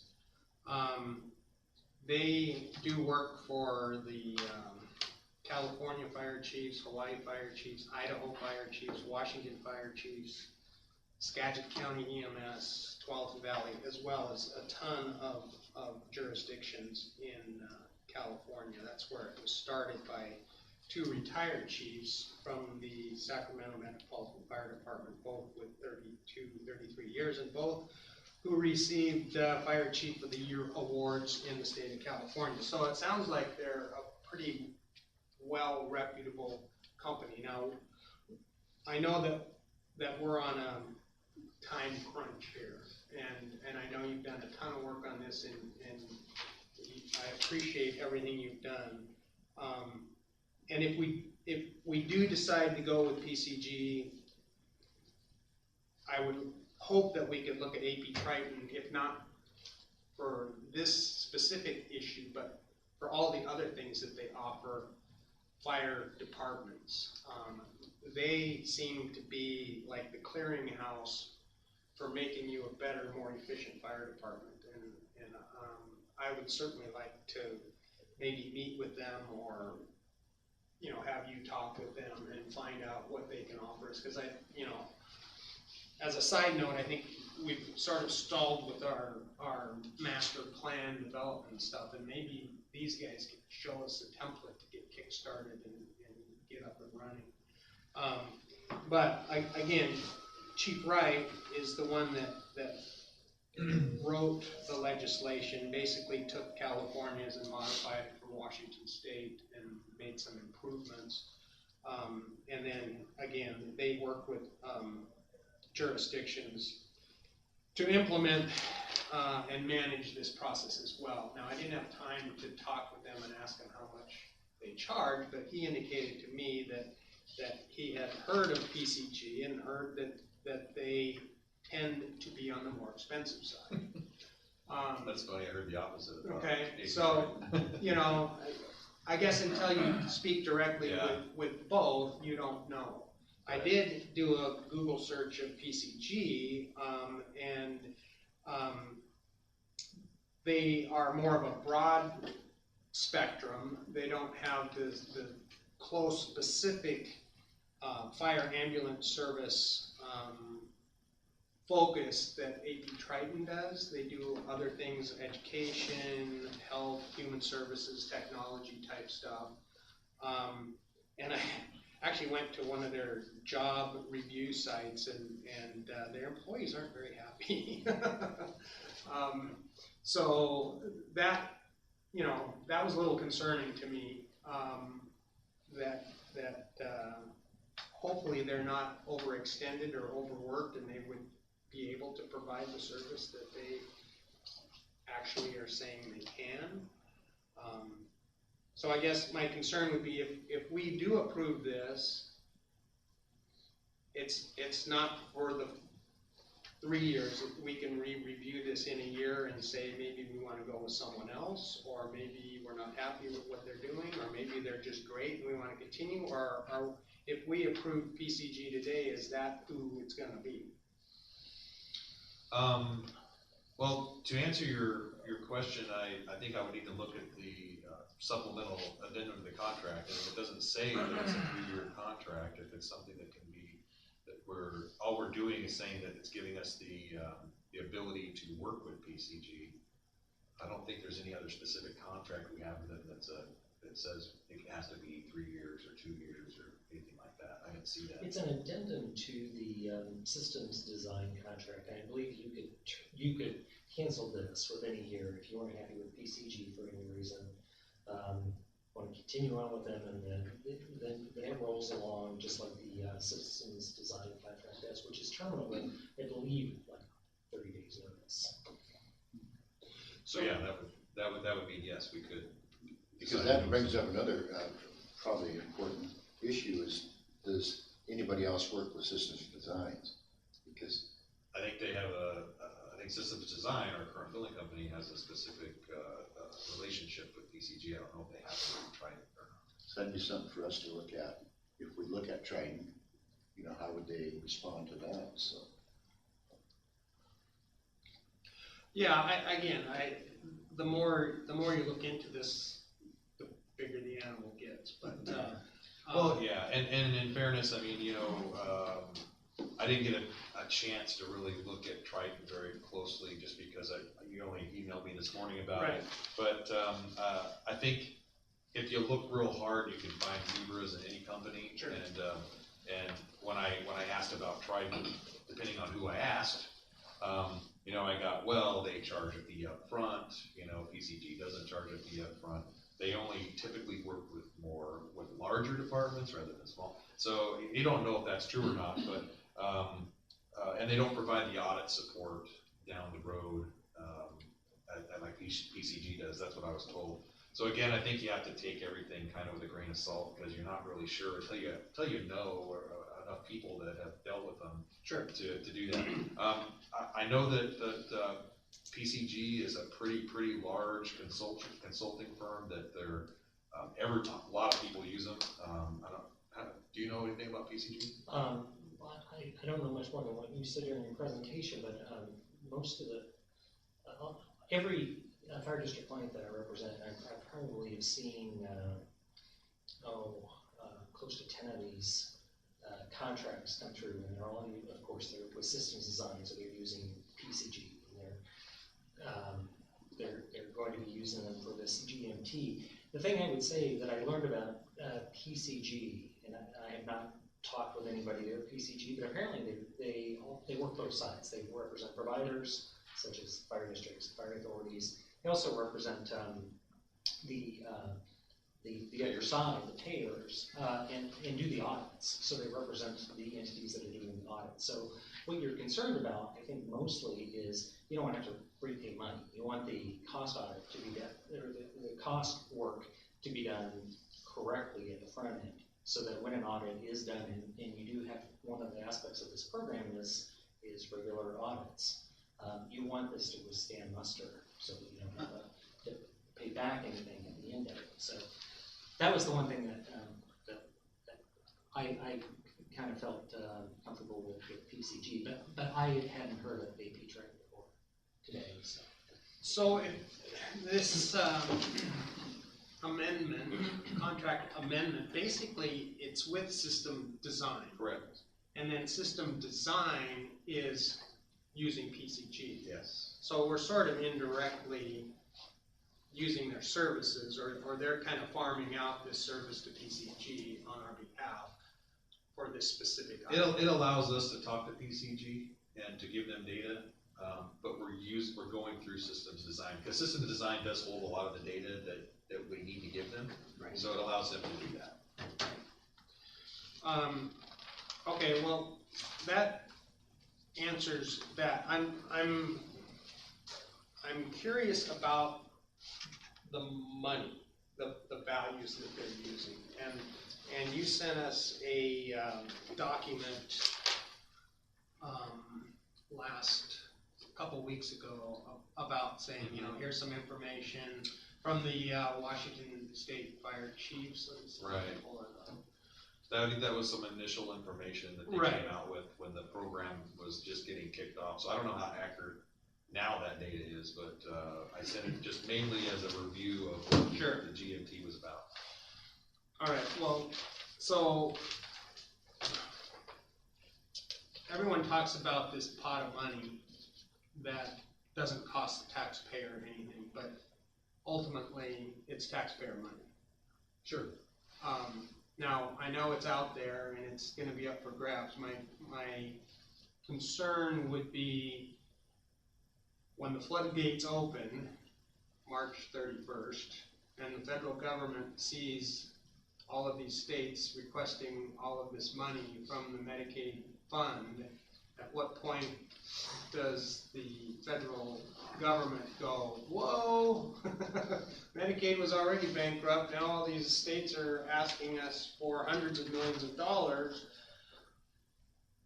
How long does this program last? Now, I'm not opposed to getting into the program while the money's there, but I really fear that the money is gonna be gone at some point and it's not gonna come back. And so I guess if we do take advantage of this, I hope that we don't base any jobs or employment on the projected income, and that we use this money maybe for capital items or something else that, because once that faucet gets turned off, I think it's gonna get turned off, I really do.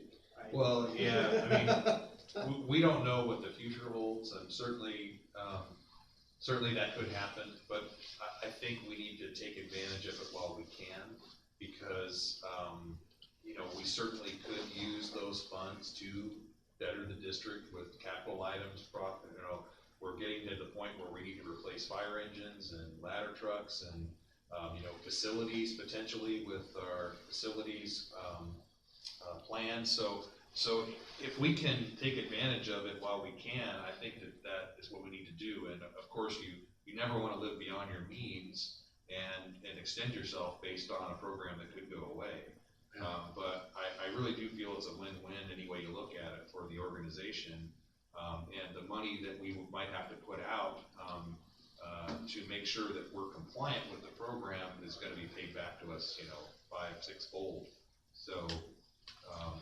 So certainly taxes, you know, I'm certainly, I understand that this is a federal program, we all pay federal taxes, but, you know, our federal taxes go to a lot of different places, that I feel gets wasted, and, this would be one of those that I don't think is wasted, because it's actually going back into the community. This is coming back to the fire district, and we're gonna use that money to provide a better service. And I'm all in favor of that. I'm just trying to wrap my arms around the magnitude of the numbers. And so, the fire chief said it's $100 million. And then they did some numbers for Whatcom County. And it basically said with the CPE, IGT, and PHS, which all stand for different types of ways of getting money, that the total for Whatcom County would be $3.8 million for 11,257 transports, which if you do the math correctly, that's about $337 per transport. Which is, and I think that's if everybody participates in the program. right, Yeah. right. But that, and of course that is an estimate, I don't know about it. Right, but then we get this other figure that says $9,000 for transport. Now, that's what we're saying is a possible cost, but not a possible Right. Reimbursement. Right, exactly. Yeah, and in fact, I think it's an inflated cost for transport. Because I think that they used kind of a 30,000-foot view to calculate that. Right. And the cost analysis report will actually be the accurate cost of the transport. It needs to be much lower than that. Right. So if you took that percentage, let's say, I think you threw out the figure of maybe a quarter or a third of that would be the actual cost. That's what I'm thinking.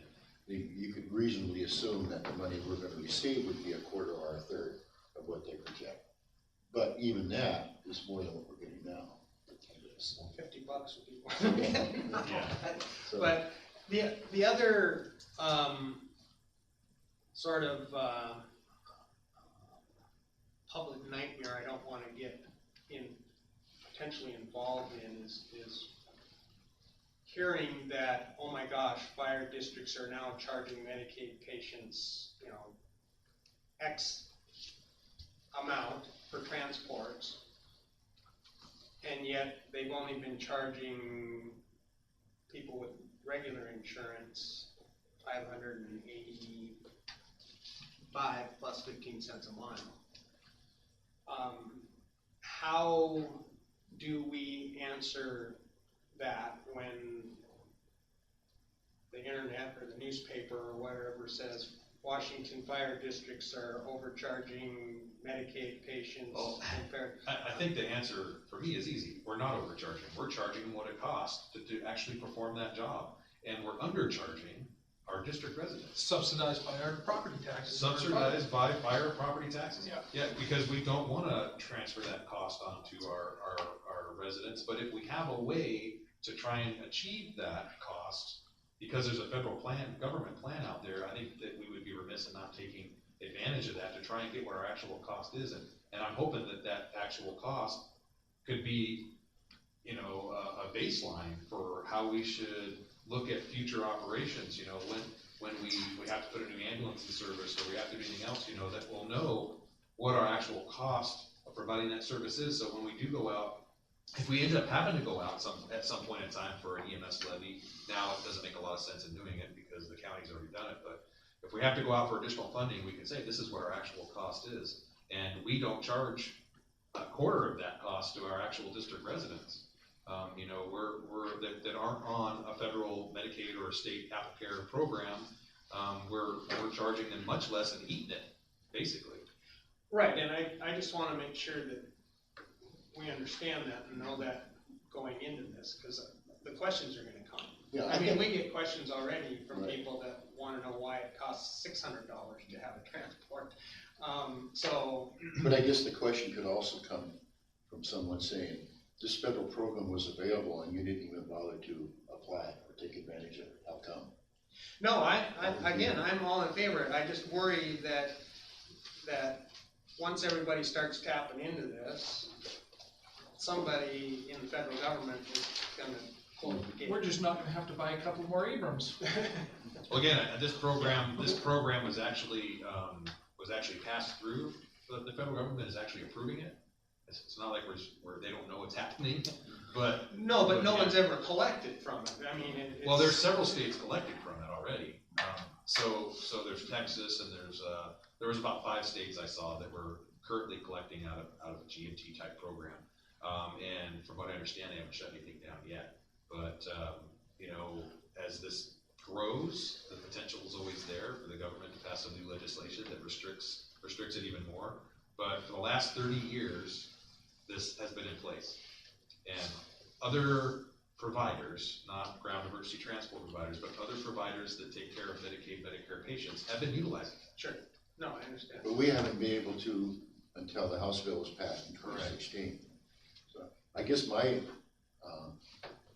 hesitation would be relieved if I was assured that we could, after a year, pull out of this. If all of a sudden it looked like it was great, it turned out to be nothing. Yeah, I don't think there's anything that would And if we're, keep us from doing that. because then we got a year to see how it shakes out. We have a year to see what try to look like, maybe we can use them in this, or maybe we can use them in a lot of other stuff too. But at least, you know, we got a year under our belt of looking at it, so. That's kind of where I'm at. Yeah, and I hear what you guys are saying, and I don't disagree with you at all on that. I think that this is a new thing. With any kind of new change, there's a little bit of hesitation, trying to consider all the problems that could arise from it. But the one thing that I think is gonna keep us on track right now for PCG is that we just have run out of time to try and find some other provider at this point because of the deadlines are up against. So I think, my proposal is gonna stand as using PCG for right now. Perhaps we can review it, you know, let's find out how they do, if they're easy to work with, if they're promising, everything they're promising is what they're delivering. And then in a year's time, we still have our application process in. So if we decide we want to continue next year with GEMT, and we necessarily don't want to have PCG do our cost analysis, we can look at another company to do our cost analysis for us. We still turn in the cost analysis. They just give it to us. So we turn that into the HCA. So it's up to us on how we decide that happens, whether we do it ourselves or we have a company do it, a consultant do it for us. Similar to like doing your taxes for the first time, and once you get all the data, it seems like the next year is far easier Could be. to plug the numbers in. Yeah, especially since we'll have the data. I've looked at the spreadsheets as well. I think there's 14 pages of it or whatever. And it all looks like it's pretty much once you get the data, it would be easy to update those for the following year. Is that what you kind of sense from it? I mean, I know creating I the don't first have a time sense looks for that. Okay. I'm so new to this that it's a new program. I don't really have a sense for that yet. I know that in the data that I have to provide the consulting firm, that's going to be challenging enough for me to get that data together. Right, but So- once they all populate those cells with basically our square footage and, you know, what our salaries are and what the cost of our equipment is and depending on the cost of formulas. supplies and all that kind of stuff, it would seem like the next year is pretty much just like maybe reformatting your budget. You're just, okay, adjusting by a percentage or two in each column. And is that something that we could potentially do in-house, or take that potential $30,000 and pay a staff person to do that extra amount of work?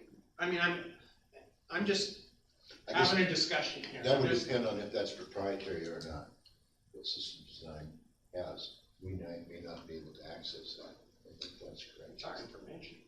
Yeah, but they have. And the spreadsheets are, they'll be belong to us, the information belongs to us. But anyway, I'm just trying to get as many of the questions out here as we can. So that I'm we sure there'll be new questions that Yeah. come up throughout this process as well. But I'm confident that I have the resources at my fingertips to get those answered, not only through our consultant group, but dealing with other fire agencies that are using the same system. That we've been talking a lot together to try and figure out how we're gonna be doing things and how this is all gonna work. It's new for everybody. So we just, I think, need to take a chance and see how we do. I'm confident that I'm not being sold a bill of goods on this. I think that it's gonna be a win-win for us. You know, we're always looking at, I've always given the direction from the board to look for alternative sources of revenue. And so this is one that came along that I just felt we couldn't pass up. and I Our expenses are just going through the roof every year. So. appreciate that and have the same goals as you do, is to find ways to bring in more revenue. And this seems to be one. I just want to make sure that we're prepared if it goes sideways.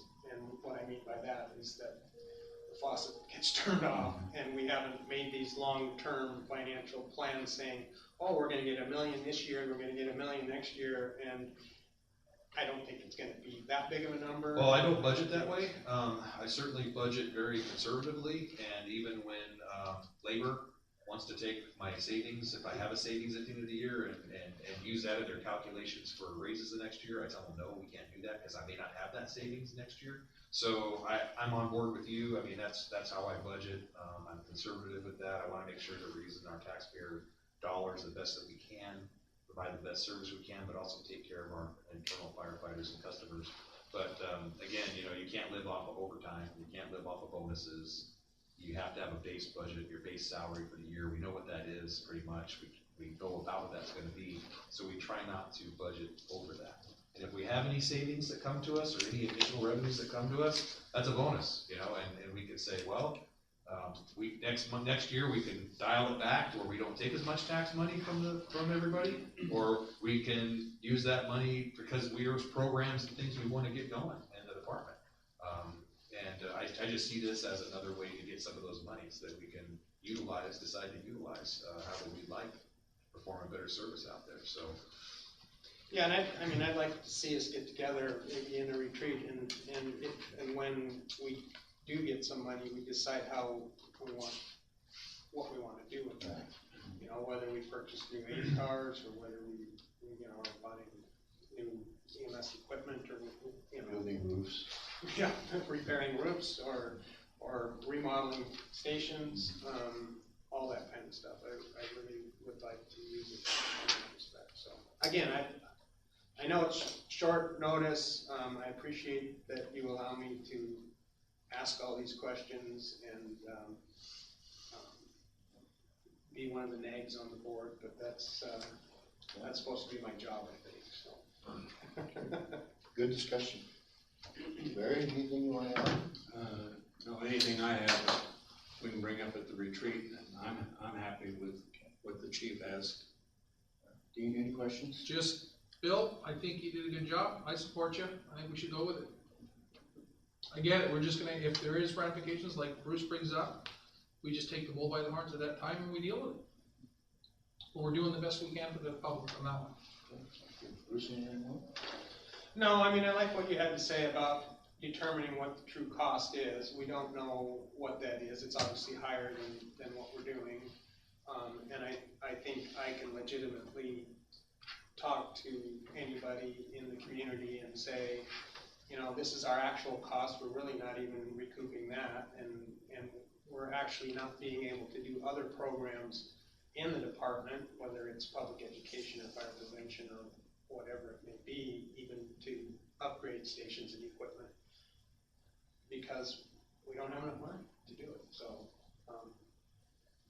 this is the cost of doing business. Okay. All in favor of the motion, say aye. Aye. Opposed? Unanimous. Thank you, Chief. We'll move forward, yeah, and I'll keep the commission advised on how things are going.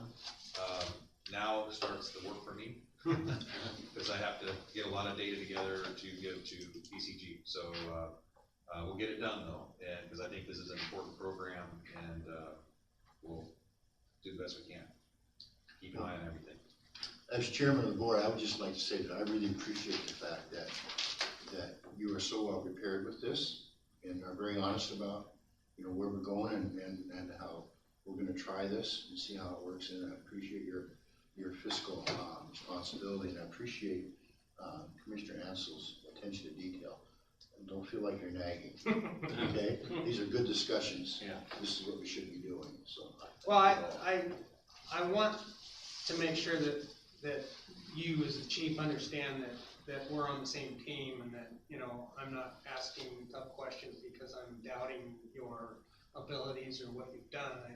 I want to make sure that we as a group are doing this right, and it goes both ways. If you have input this direction, I'd certainly be happy to hear that.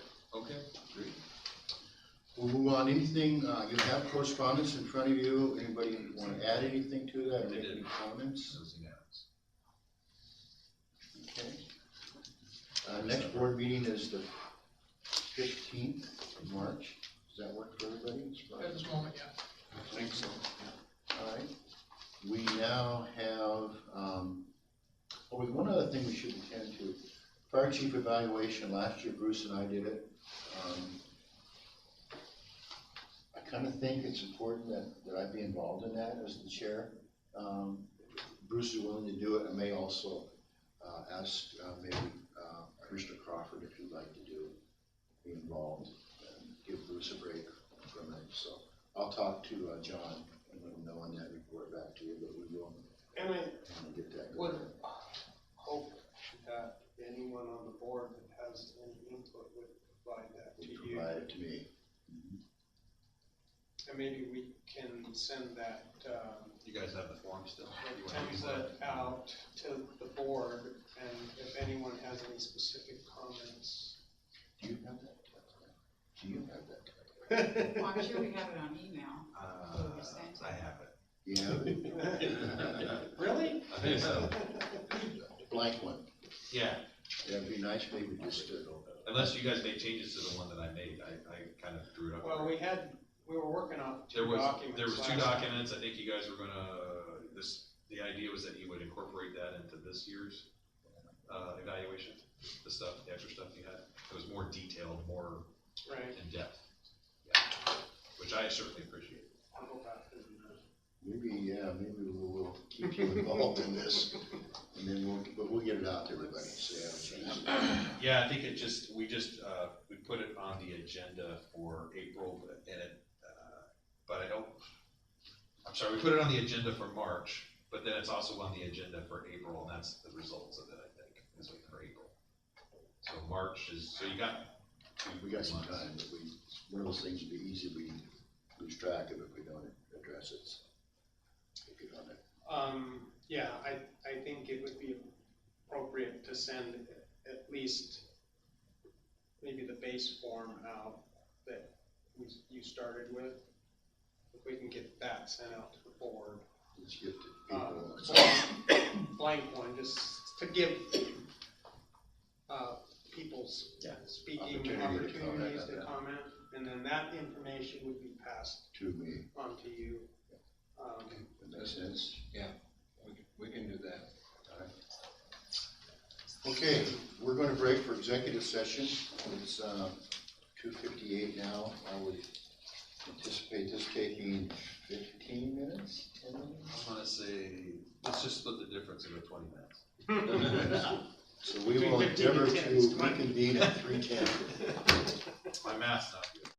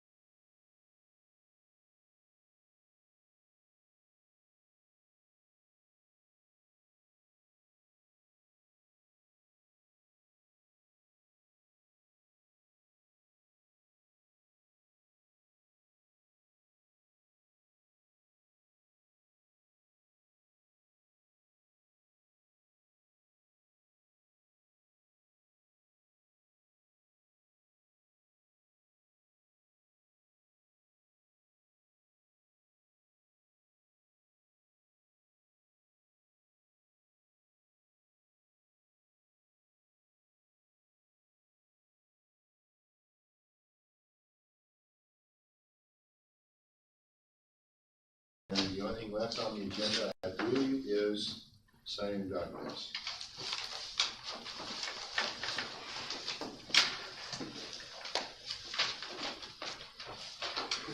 Did that answer your question? How long I got to do?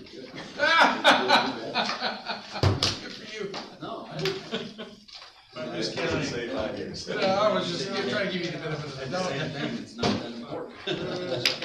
One Not year. that hard to beat up. Perfect. You gonna do any traveling? I know you can still live in the house, or are you gonna just stay home and, A little bit of everything. yeah? I talked to a girl in her office, she's good on the phone. Is she? Yeah, she's good. I'll have to tell I got a her. whole bucket list. Very polite. I just, I don't know if she knew my name. getting a lot, She did, she told me you oh, called. my dad's decided to She pull said, the did pin. Larry get a hold of you? And I said, oh, yeah. We've talked to him for years, and it's like, you gotta die at your desk. Just the front page on this. Yes. I don't wanna go on it. Still able to do stuff. Yeah. That's the spirit. Let's just assume to keep you better than that.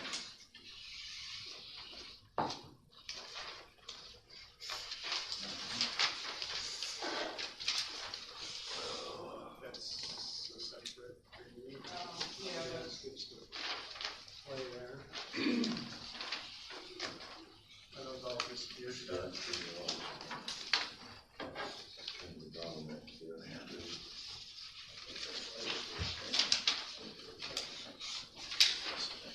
Well, I know it's not gonna make any difference, but I notice one form, I'm sharing this.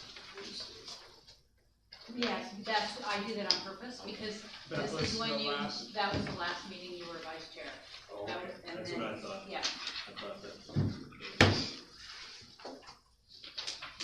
Excuse. yeah, because it was minutes from the last meeting.